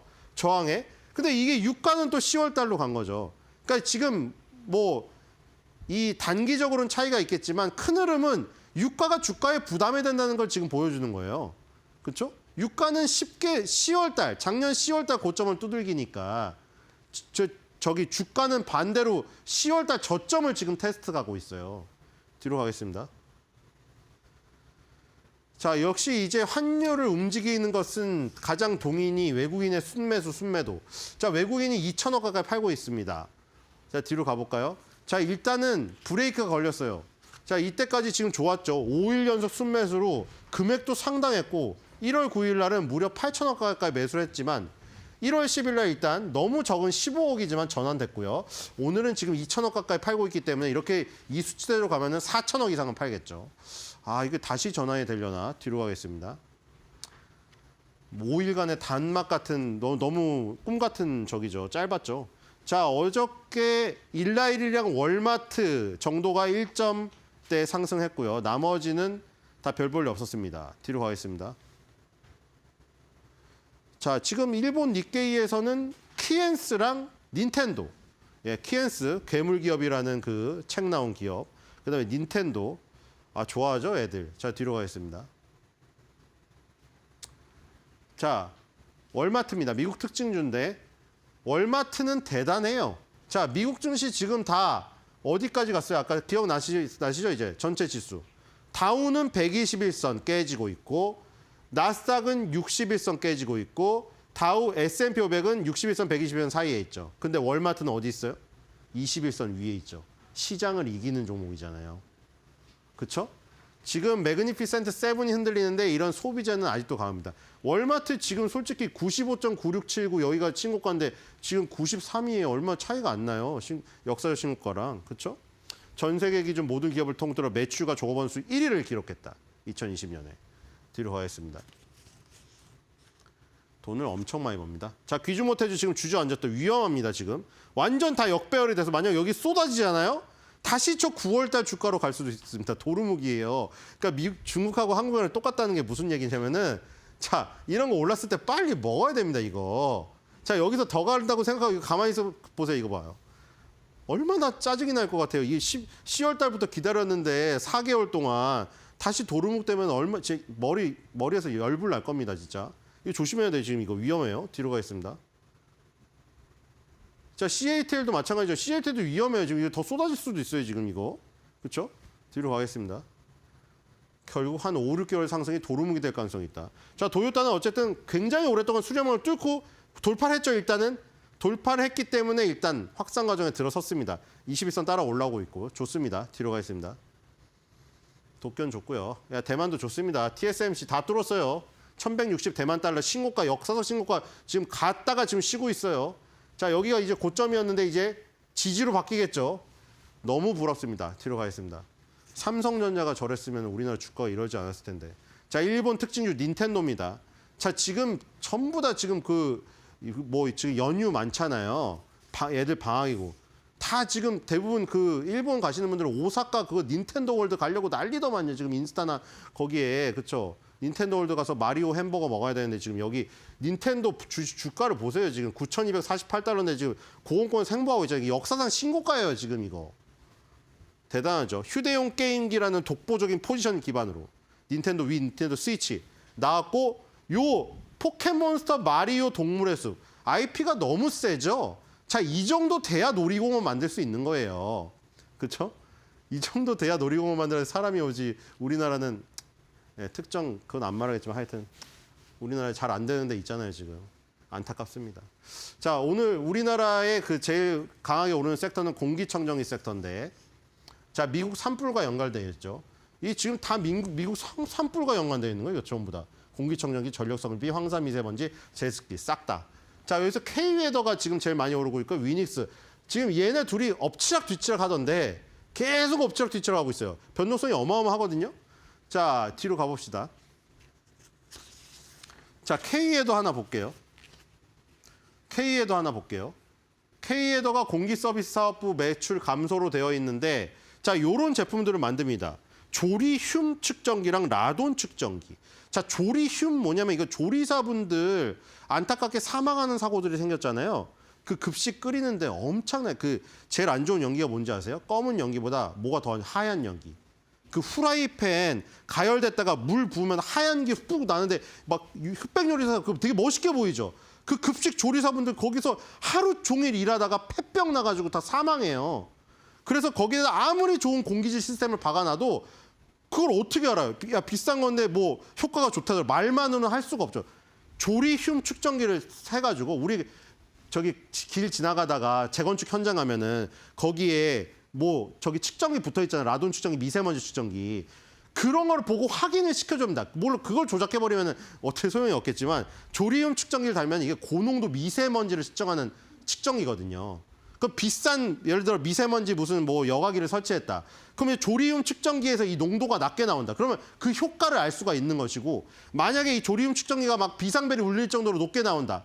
그럼 바로 시스템으로 이어져 가지고 조리사가 대피를 한다던가 뭐 조리를 잠깐 중지를 시킨다던가 공기 정화기를 다 돌린 다음에 온다던가 이런 걸 합니다. 그리고 라돈은 또 침대 때문에 한번 난리 났었죠. 라돈 침대 해가지고 집에 있는 침대 다 싹 다 갖다 버리고. 그렇죠? 이런 걸 만드는데 지금 산불이 너무 심하게 일어나가지고 자, 저게 지금 하루아침에 씻을 수가 없답니다. 이미 고농도 미세먼지가 싹 다 LA 지역에 깔려가지고 서부 지역에 완전히 하늘이 잿더미가 됐어요. 그러니까 다시 일상에 복귀한다고 하더라도 이런 측정기나 이런 것들을 다 검사를 하고 완벽하게 제어가 된 상태에서 들어가야 되기 때문에 여기까지 온 거예요. 아까 위닉스 같은 경우에는 공기청정기를 파는 회사고 앞으로 공기청정기라든가 공기질 측정기 이런 것들이 폭발적인 수요가 일어날 것이라는 어떤 기대감으로 일단 오른 겁니다. 자, 하지만 현실은 이렇죠. 2023년 3분기 실적까지 나왔는데 매출액 12.9% 감소, 영업 손실은 무려 영업 이익이 아니에요. 영업 손실이 40% 증가. 당기 순손실 44%, 43.3% 증가. 그렇죠? 특히 공기 서비스 사업부의 매출 감소 영향이 여기에 영업 손실폭 증가에 지대한 영향을 미쳤다고 하죠. 그래서 지금 이거는 일봉이 아니라 월봉으로 보여드리는 거거든요. 자, 지금 많이 오르고 이번 달에 벌써 38.67이나 올랐거든요. 반밖에 안 지났는데. 근데 여기서 올라간 게 너무 여기 지금 이걸 가려서 안 보이는데 여기서 데뷔하자마자 계속 떨어졌어요. 그래서 계속 떨어져가지고 지금 40% 오른 게 요게밖에 표현이 안 돼요. 그러니까 무슨 얘기인지 아시겠죠? 너무 많이 떨어져가지고 40% 오른 것도 막대 그래프가 요만하게밖에 안 보인다고요. 원래 40% 예를 들어서 한 3, 4%씩 꾸준히 올랐던 거에서 40% 오르면 막대 그래프가 어떻게 보일 것 같아요? 3, 4% 정도 올랐는데 40%짜리 오르면 이 막대 그래프가 이만하겠죠. 근데 40%짜리가 막대 그래프가 요만하게 보인다는 거는 위에서 지금 100% 이상 빠져서 이런 거예요, 지금. 그렇죠? 그리고 뭐 거기라도 그래도 기술적 의미를 부여를 하자면 10개월 선에서 저항을 받고 있잖아요. 물론 이게 데뷔한 지 얼마 안 돼서 이동평균선 다 없어요. 10개월 선을 만약에 넘어서 가지고 여기서 다시 올라간다고 하면 이제 저항을 뚫고 올라갈 수가 있어요. 근데 그거는 이제 산불이 더 악화돼야 되는 거라서 이런 주식은 좀 그렇긴 합니다. 이게 우리 코로나 수혜주나 산불 수혜주는 좀 그래요. 코로나가 더 심해지기를, 산불이 더 심해지기를 사실 바라야 되는데 이건 좀 인류애적인 측면에서 좀 그렇거든요. 그래서 어쨌든 간에 테마기가 상당히 많이 껴있으니까 변동성을 주의하시면서 투자하셔야 된다는 거 말씀드리겠고요. 오늘의 한 줄 매드 평 아니고 매드송입니다. 산불아 네가 왜 거기서 나와 다시 들어가 버려.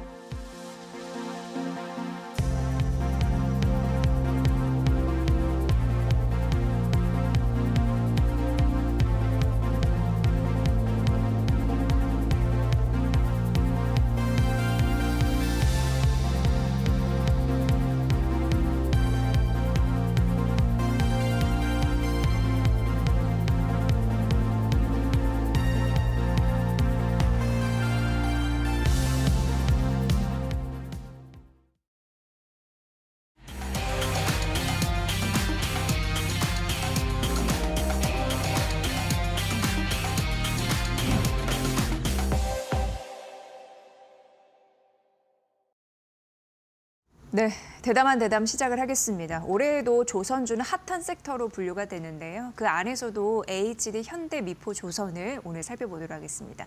최근 공시도 있었고 우리가 주가의 방향성에 꼭 진단해 볼 만한 이슈가 있어서 골라봤습니다. 오늘 이 시간은 조호진 타큐뉴스 대표와 함께 알아보도록 하겠습니다. 대표님 어서 오세요. 예, 안녕하세요. 네, 그 내용을 일단 좀 말씀드리면 글로벌 금융 서비스 기업인 피델리티가요. 예. HD 현대 미포의 지분을 5.91%에서 4.7%로 줄였다고 합니다. 뭔가 지분을 줄였다라는 게 악재일지 왜 그런 이유가 있었을지 좀 설명을 좀 부탁드릴게요. 예, 예. 일단 이 피델리티를 먼저 말씀드리면 이제 피델리티는 이제 자산 규모로도 손꼽히는 이제 세계적인 금융기관이고 또 많은 분들이 아시겠지만 피터 린치 전설적인 이제 그 월가의 투자 매니저로 알려진 피터 린치가 재직했던 회사입니다. 그래서 피터 린치는 뭐 사실은 뭐 철저한 가치 투자, 그러니까 뭐 페드가 금리를 올릴지 말지 뭐 그런 걸 신경 쓰지 말라 뭐 이런 식으로 이제 기업에 대한 종목에만 이제 집중하는 거시 환경 변화보다는 그렇게 해서 투자 수익률이 올렸던 그런 세계적인 이제 펀드 매니저인데 그렇게 피터 린치가 재직했던 회사인 만큼 피델리티 역시 이제 그런 어떤 기조에서 주식 투자를 하는 곳으로 유명합니다. 그렇다면 피델리티가 투자한 곳이라면 내가 사실은 이제 직접적으로 나의 어떤 리서치 능력이나 나의 발품을 밟지 않고 전문성이 내가 부족하다면 피델리티 같은 곳에서 투자했다면 나도 같이 묶어서 투자해도 큰 손실이 나지 않고 피델리티만큼의 수익도 사실은 이제 우리가 어느 정도 담보할 수 있다라는 맥락에서 이런 피델리티 같은 기업의 투자 어떤 업황 주식 매수, 매도를 우리가 중요하게 봐야 됩니다. 피델리티가 아까 말씀드린 대로 그런 어떤 중요한 곳인데 이번에 현대 미포조선, 그러니까 정확히 말하면 HD 현대 미포이죠. 그 좀 더 설명을 말씀드리면 예전에는 뭐 그 현대중공업, 뭐 현대 미포 이런 식으로 뭐 다 알려졌었는데 그 몇 년 전에 이제 그 현대중공업 그룹이 그 대우조선해양을 갖다 인수하기 위해서 인수했을 때 유럽에서 당연히 야 니네가 LNG선을 갖다 많이 독점하고 있는데 니네가 인수하면 독과점 논란이 있지 않느냐? 그래서 그런 논란이 있을까봐 분리를 해가지고 그러니까 우리는 이제 현대중공업과 그 대우조선해양을 별개에서 가지고 있지만은 이런 어떤 문제를 갖다가 이제 지적받을 것을 차주에 이제 해소하기 위해서 중간 지주회사 하나 설립을 합니다. 그게 이제 HD 한국조선해양이고요. 그래서 한국조선해양 아래 HD 이제 그 현대중공업, HD 현대미포 이런 식으로 했는데 근데 결국은 유럽에서 그 승인을 안 나는 바람에 이제 지금은 이제 결국은 작년에 이제 그 하나에서 대우조선해양 인수하면서 하나오션을 바꿨습니다. 그래서 중간에 있던 사명 HD가 그렇게 이제 발생한 것이고 그래서 HD는 이제 현대중공업 그룹, 지금은 이제 HD 그룹을 이해하시면 됩니다. 거기서 이제 파생된 사명이다 이렇게 이해하시면 되겠고 그래서 HD 현대미포 지분을 갖다가 꾸준하게 매수를 해갖고 지금 화면에 보이시는 대로 이제 그 위에는 이제 HD 현대 미포의 주가이고요. 아래 초록색 줄이 이제 피델리티의 이제 그 지분율 추이를 추이라고 보시면 되는데 이런 피델리티 같은 곳은 이제 한 곳에서 HD 현대미포를 갖다가 이제 매도하지 않고 수십 군데에서 매도를 해요. 예. 매도를 한 다음에 물론 최종적 결과는 이제 하나의 공식이 나오지만 우리가 이제 그 최종적인 결과가 나오기 전까지 매도했던 것을 하나하나 살펴보려면 이제 머리가 아플 정도다. 그래서 저희 같은 AI 회사가 그것을 일목요연하게 기계가 다 조합을 한 다음에 최종적인 결과만을 이렇게 지금 보신 대로 화면에서 이제 지분율 추이를 볼 수가 있습니다. 그래서 지분율 추이를 아까 말씀드린 대로 HD 현대미포가 사실은 3년 전만 해도 우리나라 조선업이 종목이 다 안 좋았거든요. 너무나 많은 적자로. 근데 이제 작년부터 HD 현대미포, HD 현대중공업, 뭐 삼성중공업, 하나오션 등이 다 이제 적자에서 흑자로 올라서면서 주가도 다시 같이 올라갔습니다. 그런 것도 우리가 동시에 볼 수 있는데 그래서 피델리티 역시 HD 현대미포를 미리 사놨다가 아까 말씀드린 대로 주가 올라가니까 일부 이제 팔았다는 것을 이제 우리가 그 차트로 볼 수가 있습니다. 그래서 첫 번째는 이제 그 피델리티가 HD 현대미포를 갖다가 지분을 팔았다는 것은 차익 실현이 있다라고 이제 우리가 차트로 보면 이제 분명히 알 수가 있습니다. 네, 대표님이 설명해 주시는 거 들으니까 정말 우리가 주식 투자할 때 정보가 좀 미흡하거나 뭐 그러면 투자 벤치마크 할 그런 잣대가 좀 필요한데 큰 손이나 아니면 이렇게 글로벌 금융기업 같은 데에서 지분을 어떻게 늘리고 줄였는지 이런 거 보는 것도 뭐 괜찮겠다 이런 생각이 그렇죠. 들고요. 예. 네. 일단 지분은 5% 아래로 낮아졌잖아요. 예, 근데 예. 공시는 해줬습니다. 이게 어떤 의미를 또 우리에게 던져줄까요? 예. 메시지가 있을까요? 우리나라 이제 공시 규정은 이제 0에서 5%까지는 이제 공시할 의무가 없습니다. 근데 5%가 넘어가면 공시할 의무가 생깁니다. 그러니까 이거는 기관을 대상으로 말씀드린 거고요. 당연히 이제 임원들은 뭐 한 주만 거래를 해도 지금 공시해야 될 의무가 생깁니다. 그래서 이건 기관을 대상으로 5% 넘으면 이제 공시할 의무가 발생하는데 5에서 또 다른 구간이 10%입니다. 그래서 5에서 10% 사이에서는 플러스 마이너스 1% 포인트가 변할 때, 그러니까 그 5에서 10%는 그 지분 변동이 있을 때마다 공시할 의무가 생기는 게 아니고 지분 변동폭이 1%가 넘으면은 1% 넘게 샀다든지 1% 넘게 줄였다든지 이럴 땐 공시 의무가 발생합니다. 그러니까 이번 같은 경우는 이제 1% 넘게 이제 지분 변동이 생겼으니까 공시 의무가 발생한 것인데 그러면 이제 5% 미만에는 아까 말씀드린 대로 공시 의무가 없어요. 그럼 이번에 피델리티가 5% 넘은 지분이었다가 4.7% 낮췄으니까 그럼 4.7%에서 피델리티가 지분 전량을 다 팔아도 공시할 의무가 없다. 그러니까 모든 공시 규정에서 어떤 지분이 5% 미만 떨어졌을 때 그 기관이 사실은 해당 지분을 갖다가 조용히 다 팔아버려도 우리는 알 수 없게 됐구나. 물론 알 수 있는 방법은 뭐냐면 그 다음 해 사업 보고서에서 주요 주주가 나올 수 있으니까 그거를 찾아보지 않는 한 이제 시간이 꽤 오래 걸리죠. 그러면 사실은 전량 매각할 가능성도 우리가 염두에 둔다. 그만큼 피델리티가 이번에 지분을 낮췄다는 것은 좀 안타까운 일이다 볼 수 있고 다시 한번 말씀드린 대로 지금 화면에 아까 말씀드린 차익 실현을 좀 더 잘 볼 수가 있는데 전체적으로 이제 현대미포 지분이 주가가 좀 올라가니까 그 중간쯤에 7월쯤에 보면은 피델리티 지분이 꺾여진 것을 알 수 있습니다. 지분이 꺾여졌다가 이번에 이제 빨간 박스로 있는 이것이 이번에 이제 공시의 의무 대상이었던 거래 내역을 갖다 표기한 그 영역입니다. 그래서 빨간 박스에 접어들면서 피델리티가 한 번 더 HD 현대미포의 지분을 팔았다. 그러면은 7월 달에는 분명하게 차익 실현을 볼 수가 있는데 이번에도 뭐 주가 올라가긴 했지만 그런 차익 실현 중에 하나냐라고 볼 수 있는 것에 좀 더 이렇게 우리가 자세하게 살펴봐야 될 그런 이제 궁금증을 생기게 하는 것이 그 빨간 박스 안에 있는 그런 어떤 거래 내역입니다. 일단 5% 미만이 되면 0%로 낮추더라도 공식 의무가 없다라는 거. 그렇죠. 예. 네, 이 포인트는 잘 또 알고 있어야 되겠네요. 예, 그럴 예. 가능성이 있다라는 부분이 있고, 이건 이제 가능성이고요.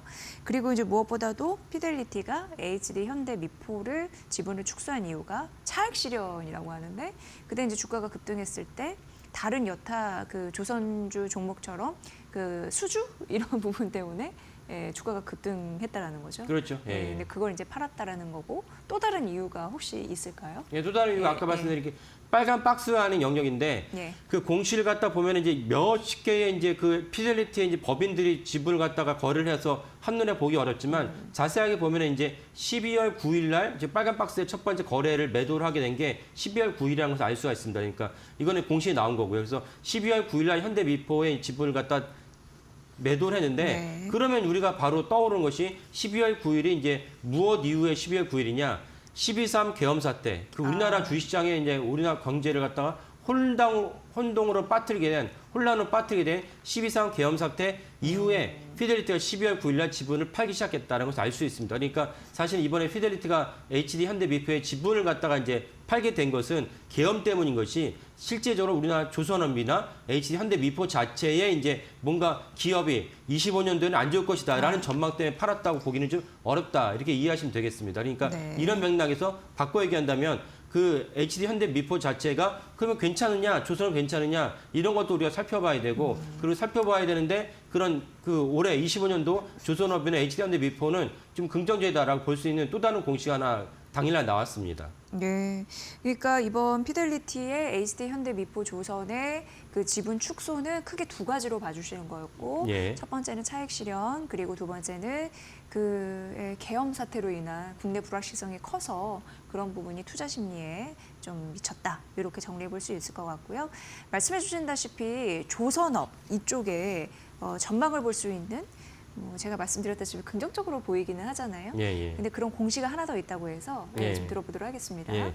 그래서 당일날 이제 공시가 또 하나 나왔는데 국민연금이 HD 현대미포의 지분을 늘렸다는 이제 공시를 했습니다. 아, 연금은 오히려 늘렸군요. 예, 그러니까 둘 다 굴지의 이제 금융기관인데 피델리티는 외국인 금융기관이고 이쪽에서는 이제 불안정하기 때문에 지분을 팔았는데 지금 화면에 나오신 대로 국민연금이 화면에 이제 보이신 대로 HD 현대미포의 지분을 무려 11%, 12% 올렸어요. 그러니까 아까 말씀드린 대로 10%까지가 하나의 이제 공시 규정 영역이고 10%가 넘어가면은 그때부터는 이제 그 공개될 정보가 많아져요. 그러니까 대부분 이제 기관 투자가들은 10% 넘길 꺼려요. 뭐 9.5%, 9.9% 가더라도 10% 넘길 꺼려하는 이유가 그 때문에 그렇습니다.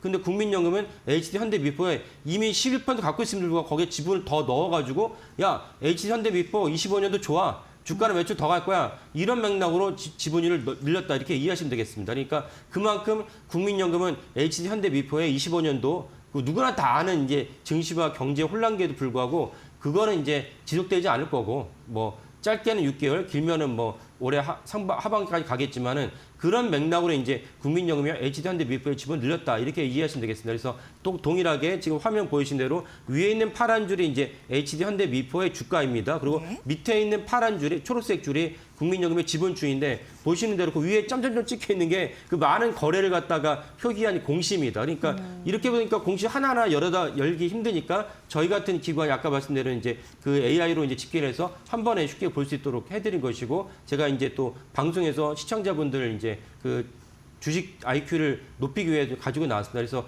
보시다시피 그 조금 더 이제 지분을 늘렸다는 걸 알 수 있습니다.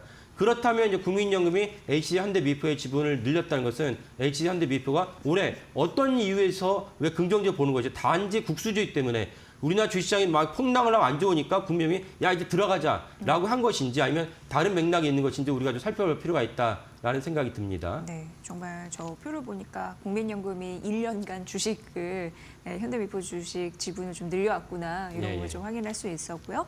자, 그러면은 어떤 게 좀 긍정적인지 살펴야 되는데 조선업 쪽은 우리가 왜 트럼프 2.0 시대에 조금 더 부각을 받는 그런 모습이었습니다. 수혜 섹터로 자리매김하겠죠? 그렇죠. 예. 어떻게 보세요? 예. 그래서 이제 그 트럼프 당선자가 당선하자마자 이제 윤석열 대통령이랑 통화를 하면서 우리가 이제 해군에서 MRO 사업을 해야 되는데 네. 너네가 도와달라라는 멘트를 했다고 해서 이제 당시 용산에 대통령실에서 발표했죠. 그러니까 MRO라는 건 이제 미국은 이제 워낙 그 세계 최고의 이제 군사 대국이다 보니까 고쳐야 될 선박이 많습니다. 해군 선박이 많습니다. 그러니까 이 MRO 시장이 연간 20조 원 어마어마하죠. 그러니까 MRO라는 건 결국 이제 메인테넌스 그다음에 수리 그다음에 일회성 비용 갖다 총괄하는 건데 이런 MRO 시장이 20조 원이나 되는데 트럼프 당선자가 우리나라 최고 수뇌부한테 야 우리가 MRO를 할 건데 너네 좀 도와주면 좋겠어. 이런 멘트 했다는 것은 우리의 한국의 어떤 조선업이 미국에 진출해서 MRO 시장에서 우리가 뛰어들어서 뭔가 매출을 올릴 수 있는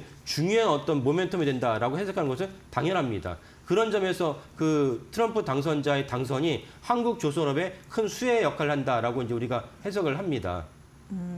네. 그렇다면 이제 MRO 사업 연간 20조 원이라는 엄청난 그런 시장 캐파에 우리가 할 일도 굉장히 많아질 것 같다는 생각이 드는데 그 사업 중 빅3 중에서 가장 누가 앞서 있다고 보여서요? 어떤 기업이 가장 돈을 또 잘 벌 것으로 보이는지 궁금합니다. 예. 예. 일단은 이제 그 HD 현대중공업은 이미 MRO를 하기 위한 일종의 라이센스가 있는데 라이센스를 빅스 중에서 처음으로 이제 갖고 있어요. 그러다 보니까 HD 현대중공업은 그렇지 않아도 이제 빅스 중에서 가장 작년에 주가 상승이 좋았고 주가 상승이 좋았다는 건 그만큼 LNG 분야에서 LNG 때문에 작년에 전체 한국조선업이 턴어라운드를 하고 주가가 많이 올라갔죠. 지금 이제 화면에 보이신 대로 이제 지난 한 달간 그 주가 상승률인데 놀랍지 않습니까? 아까 계속 우리가 주제하다시피 한 달이 하면은 계엄 사태를 정면 관통했던 그 시기인데 지금 HD 현대중공업 그다음에 한나오션 등이 거의 40% 육박하는 수익률을 보였어요. 한 해 동안도 수익률이 계속 좋았는데 작년 한 달 동안만 국한시키더라도 약 수익률이 40% 육박했다. 근데 삼성중공업은 그보다 못해요. 이것이 아까 말씀드린 MRO에 대한 영향이라고 볼 수 있습니다. 그러니까 아까 말씀드린 대로 HD 현대중공업은 MRO를 야 우리가 어떤 회사인데 우리 MRO 끼워줘 라고 할 수가 없어요. 미국의 정부가 인준한 그런 라이센스를 갖고 있어야 되는데 HD 현대중공업은 사전에 뭐 트럼프가 당선될 줄 알고 미리 준비했다 볼 수는 없고 사전에 미국 MRO 사업에 뛰어들기 위해서 미리 함정 정비 협약을 갖다가 체결했다. 갖고 있다고 보시면 되겠고 그다음에 하나오션 그게 아닌데도 불구하고 왜 거의 삼성 그 중공업을 앞지르면서 HD 현대중공업 수준의 어떤 수익률을 보이느냐.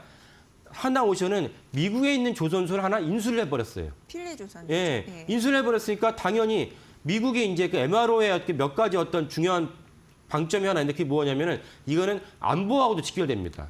우리가 미국 해군 함정 고쳐줄게, 잠수함 고쳐줄게 가는데 고쳐주면서 얻은 지식과 정보를 자기 회사만 갖고 있어야지 이거를 외국으로 반출한다? 이거 심지어 적성국가를 반출한다? 이거는 정말 날벼락이기 때문에 믿을 수 있는 것에만 맡겨야 됩니다. 그렇다면 당연히 그 트럼프 정부 입장에서는 자국에 있는 조선소에다 맡길 가능성이 높고 그 하나오션이 발빠르게 이제 작년 미국의 필리조선소를 인수를 했어요. 그렇다면 현대중공업만큼이나 MRO 사업에서 뭔가 이제 그 선착의 효과가 있지 않느냐, 뭔가 저 가산점이 있지 않냐 이렇게 판단을 해서 아까 주가 차트를 보신 대로 한 달 수익률이 양사가 무려 40% 육박하는 수익률을 보였고 삼성중공업은 그에는 좀 떨어진다. 왜냐하면 아까 말씀드린 대로 MRO의 자격증도 없고 미국의 어떤 거점 조선소를 갖고 있지도 않고 그러다 보니까 상대적으로 그 삼성중공업은 좀 떨어진다. 이렇게 이해하시면 되겠습니다. 그러니까 전체적으로 봤을 때 결국은 MRO 사업으로 말미암아서 트럼프 당선자 1월 19일 날 취임을 하는데 한국조선업은 25년 한 해 동안 뭔가 계속 좋은 어떤 뉴스와 이제 수주가 계속 일어나지 않을까라고 예측이 되고 또 다르게 이제 트럼프 당선자가 최근에 이제 또 미국의 어떤 라디오 쇼에 나와가지고 무슨 얘기를 했냐면은 미국 해군에 중요한 일이 있을 것이다. 근데 우리는 본인도 그런 말을 했습니다. 워딩이 우리는 도크가 없지 않냐, 배를 질마하는데 없지 않느냐 이렇게 얘기했어요. 그래서 우방에다 맡겨야 된다. 이건 뭐 누구나 다 알 수 있는 일이니까 그렇다면 사실은 이제 아까 말씀드린 대로 한국조선업이 유력한 기업. 우방이라고 하면은 그 MRO가 사실은 그러면 20조라는 그 물량을 누가 가져왔냐 주로 일본과 독일이에요. 미국의 최우방이죠. 그러니까 우리가 뛰어들 수 있는데 근데 아시다시피 일본은 사실은 조선업에 대한 경쟁력이 한국보다 떨어집니다.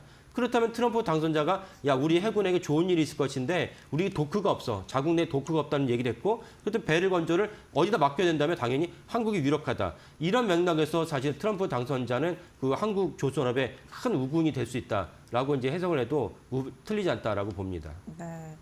대부분 굉장히 힘이 강한 미국도 조선업 자체적으로는 힘이 약하다 보니까 그렇죠. 그 예. 약점을 우리 K조선력으로 커버할 수가 있는 거고 그러면서 우리는 생색도 내고 돈도 벌 수 있는 그렇죠. 예, 예. 그런 또 올해가 원년이 되지 않을까라는 생각을 해보게 됐습니다. 어쨌든 미국 쪽에서 조선 MRO 사업 이런 부분을 이제 통틀어서 국가 안보로 생각하고 있으니까 굉장히 중요하게 지키려고 할 거다. 그럼요. 그거에 대한 예. 반사 이익을 우리가 얻을 수 있다. 이런 또 자연스러운 논리를 말씀해 주셨는데요. 자, 트럼프는 확실히 K조선의 우군으로 작용할 가능성이 있습니다. 근데 또 다른 우군이 나타났다고 합니다. 예, 맞습니다. 예. 나라더라고요. 최근에 예. 나왔는데 그 어디냐면 인도입니다.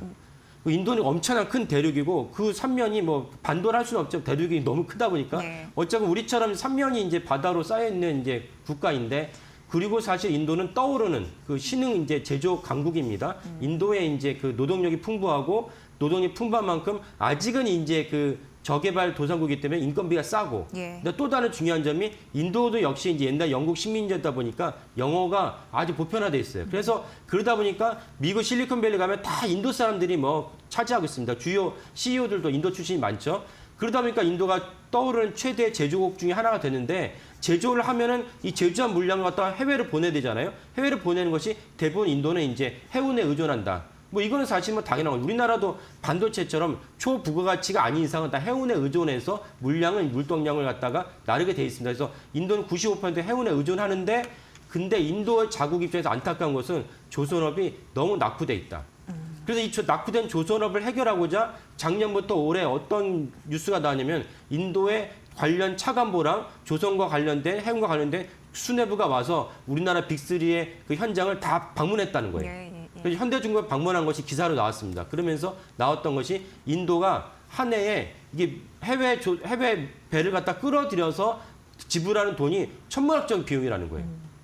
그 인도 입장 너무 아깝죠. 우리가 해서 이게 무슨 대단한 게 아닌데 배를 빌려가지고 110조나 지출하니까 차라리 그럴 바에는 우리가 직접 배를 짓자.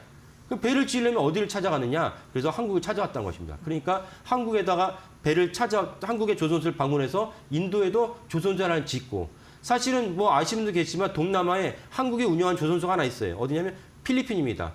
옛날에 이제 한진 그 중공업이 필리핀에다 일찌감치 이제 옮겨가지고 조선소를 건설했거든요. 마찬가지로 인도에도 사실은 한국의 조선소, 한국의 이제 그 경험이 그대로 이식을 해가지고 이제 일정 이상 물량을 짓거나 아니면 인도 입장에서는 동시에 그 조선소를 짓기 이전에 우리나라 조선소에게 찾아가서 야 우리 배 좀 만들어줘. 이런 것도 동시에 진행될 가능성이 매우 높다. 이런 점에서 인도가 사실은 미국 못지않게 갑자기 우리에게 닥친 또 다른 그 우리나라의 큰 우군이 됐다. 이렇게 이해하시면 되겠습니다. 네, 지금 미국뿐만 아니라 인도 같은 경우에도 상황이 좀 급하게 돌아다 보니까 빠르게 우리의 좀 경쟁력을 돋보일 수 있게 하는 요인들이 좀 생기고 있지 않나 이런 생각을 해봅니다. 어쨌든 트럼프 우군은 인도에서 나오고 있다라는 점 말씀드리고 이러한 흐름들이 조선주의 관련 종목에 지금 스며들어가 있는 건지 이 부분도 좀 궁금한데 대표님 어떻게 생각하세요? 예, 그래서 아까 말씀드린 대로 이제 그 한 달간 수익률 보면 우리가 놀라만 수익률을 갖다 조선업이 보였는데 이런 점에서 피델리티가 아마 지금 땅을 지구할 수 있어요. 그리고 피델리티 입장에서는 줄인 걸 이해는 되는데 왜냐하면 외국인들 입장에서는 내가 1,200원에 해당 주식을 샀는데 가만히 앉아서 이 1,200원이 환율이 1,400원 그리고 사실 피델리티가 이제 매도란 이 시점에는 지금은 이제 어느 정도 환율이 안정됐지만 1,500원 돌파 거의 기정사실이었어요. 여의도 증권가에서 야 1,500원 돌파는 뭐 우리가 받아줘야 된다. 그렇다면 피델리티 입장에서는 1,200원에 들었다가 1,400원, 1,500원 되면 앉아서 15%, 20%의 손실이 나는 거예요. 환차손이 발생해요.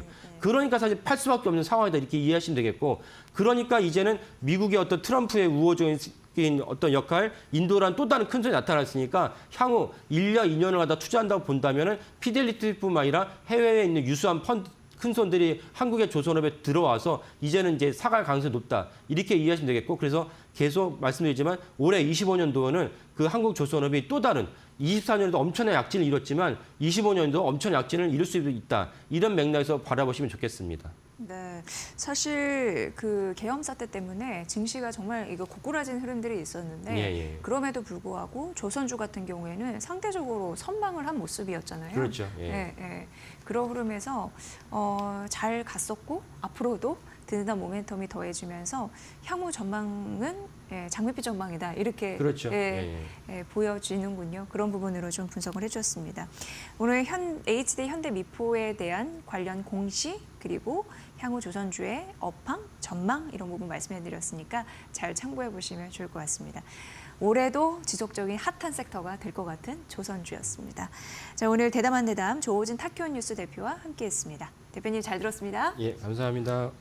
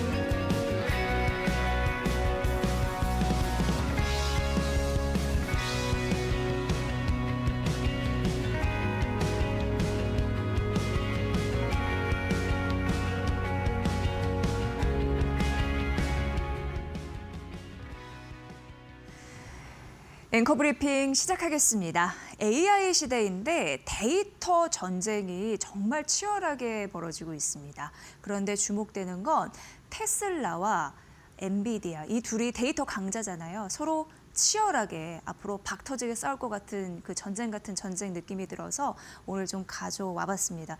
앞으로 관전쟁 흥미로울 것 같다라는 생각도 한편으로 하게 됐습니다. 이걸 보시면요. 코스모스라는 부분이 있는 상황인데요. 이 코스모스가 쏘아 올린 공이라고 표현을 할 수 있을 것 같고요. 젠슨항 엔비디아 CEO가 CS2025 나와서 코스모스를 딱 자랑하면서 이런 얘기를 했습니다. 이 코스모스가요, 로보틱스의 챗 GPT 순간이 임박했습니다라고 얘기를 했습니다. 굉장히 중요한 그런 얘기를 한 거고, 코스모스 같은 경우에는요, 플랫폼이라고 이해하시면 되고요. AI 학습기 이 생각을 하시면 돼요. 그러니까 뭐냐면 그 현실 세계를 가상 세계에 그대로 갖다 놓습니다. 그걸 보고 AI 그 학습기라고 말씀드렸듯이 그 AI가 그거를 연구하고 배우는 그런 작업이에요. 그래서 가상 세계에서 앞으로 해야 할 일을 연구하고 배우면서 나중에 그 현실 세계에 와서 똑부러지게 일을 하는, 그리고 코스모스는 그 가교 역할을 하는 플랫폼이다, 이렇게 보시면 될 것 같고, 분야는 굉장히 다양하거든요. 근데 우리가 여기서 떠올려 볼 수 있는 건 대표적으로 로봇이나 자율주행 섹터가 되겠습니다. 그거 인지를 해보시면 도움이 되실 것 같고요. 자, 그럼 어떤 얘기가 나왔냐면은 엔비디아가 테슬라에 도전장을 냈다라는 얘기가 나왔거든요. 그 얘기를 잠시 해드리면, 사실 엔비디아의 코스모스는 데이터가 굉장히 중요하게 바라보셔야 되는데 가상세계에서 모은 데이터잖아요. 그런데 아직은 가상세계에서 학습한 그런 데이터지만 이게 만약에 현실 세계의 데이터, 실제 데이터의 능력을 능가한다면 어떻게 될까? 이건 우리가 지속적으로 시나리오로 봐야 될 것 같습니다. 그래서 테슬라의 도전장을 냈다라고 얘기하는 거고요.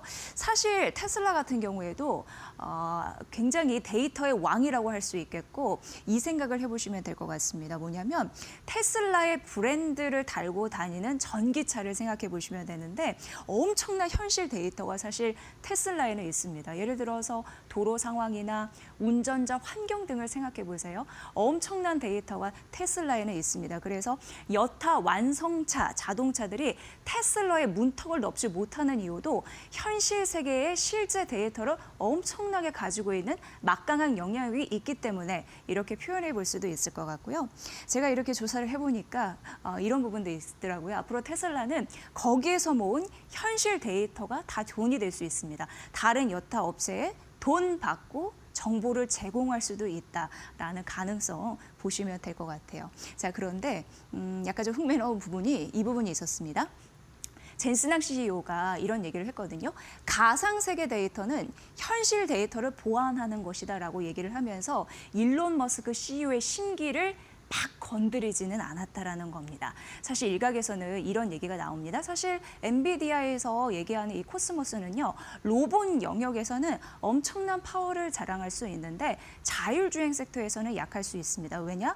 실제 능력, 그 현실 세계에서 보여줘야 되는 게 자율주행이잖아요. 그래서 가상 세계에서 모인 데이터가 아니라 현실 세계에서 모인 데이터로 학습하고 검증하는 게 자율주행에는 굉장히 중요한데 코스모스는 거기에 따라갈 수가 없다라는 거죠. 자율주행 쪽에서는 그런 논리로 봤을 땐 그렇습니다. 하지만 우리는 세계가 오픈돼 있습니다. 어떻게 될지 모릅니다. 가상현실에서 만들어낸 코스모스의 플랫폼의 영향력, 지속적으로 봐야 될 이슈가 있습니다. 자, 그럼 다음 페이지에 보면 이렇게 테슬라와 엔비디아가 박터지게 싸울 것으로 예상되는데 이런 전쟁에 우리로서는 나쁠 게 없다라는 얘기를 해드리고 싶었습니다. AI 시대입니다. AI 데이터 센터의 수요가 높아질 거고요. 이제는 데이터의 전쟁 시대입니다. 그래서 데이터를 취급하는 메모리 반도체의 영향력이 강화될 수 있는 거고요. HBM이나 그래픽 D램을 GDDR, 요즘에 CS2025에서 많이 나왔습니다. 그 여타 D램 같은 경우에 굉장히 더 중요해질 수 있는 상황이고, 엔비디아 여러분 잘 아시겠지만 HBM에 대한 의존도가 굉장히 높다라고 보여지는 상황이고요. 그리고 무엇보다도 테슬라 같은 경우에도 앞으로 삼성이나 SK그룹과 반도체 동맹을 공고히 할 수 있다는 가능성도 여타 우리가 생각을 해봐야 될 것 같습니다. 보시면 될 것 같고 AI 전용 반도체 개발 투자가 앞으로 활발해지면 여기서 우리는 먹을거리를 챙겨와야 됩니다. 최근 엔비디아가 현대차에 손을 내밀었습니다. AI 로봇의 판을 쫙 깔아줬습니다. 여기에서 앞으로 자율주행 그리고 AI 로봇 함께 만들자라는 부분이 있었는데 CES 2025에 현대차 부스를 가본 분들이 감탄을 하더라고요. 미래형 모빌리티에 대한 혁신을 우리는 맛봤다라고 얘기했습니다. 보시면 될 것 같고 다만 마이크론과 그리고 중국의 창신 메모리 반도체의 추격은 거세니까 이 부분도 잘 참고를 해보시면 될 것 같습니다. 자, 그럼 엔비디아 같은 경우에는 우리가 모든 분야의 지배력을 강화하겠다 이렇게 야심찬 포부를 들고 나온 상황에서 우리나라는 여기에 쫄지 말아야 될 것 같습니다. 주눅들지 말고 지금 물리적 AI 얘기 많이 나오고 있는데 자동차, 로봇, 기계 장비 분야에서 역량을 확보해야 될 것 같고요. 그리고 파운드리, 그쪽 TSMC 강하잖아요. 이거와 협업하면서 첨단 공정의 경쟁력을 강화하자. 그리고 정부와 민간이 협력해서 K 반도체 이런 벨트를 조성하자. 이런 부분으로 앞으로 우리가 나아가야 될 길을 생각을 해봐야 될 것 같습니다. 그 AI의 3대 석학 중 한 명이 스탠포드 대학 교수인데요. 이런 얘기를 했습니다. 우리나라가요. 3대 AI 강국이다라고 얘기했습니다. 우리는 우리를 스스로 어떻게 생각하는지 몰라도 확실히 외국에서는요. 우리를 강국이라 표현하고 있습니다. 우리가 해야 할 과제는 많은데 자신감 있게 돌파를 해야 될 원년이 돼야 될 것 같습니다. 앵커 브리핑 시간이었습니다. 자, 이렇게 우리 시장 새로운 모멘텀, 새로운 기회를 더 찾아보고 도전적으로 실천을 해봐야 되겠죠. 관련된 종목들, 우리 전반적인 산업의 부흥을 좀 기대해 보도록 하겠습니다. 오늘 시장은 약간 쉬어가는데요. 저희는 또 내일 어떤 투자를 해야 할지 고민하고 인사드리도록 하겠습니다. 네, 오늘 오후장까지 잘 대응하시고요. 저희는 내일 이 시간에 또 여러분을 찾아뵙겠습니다. 시청해주신 여러분 고맙습니다. 고맙습니다.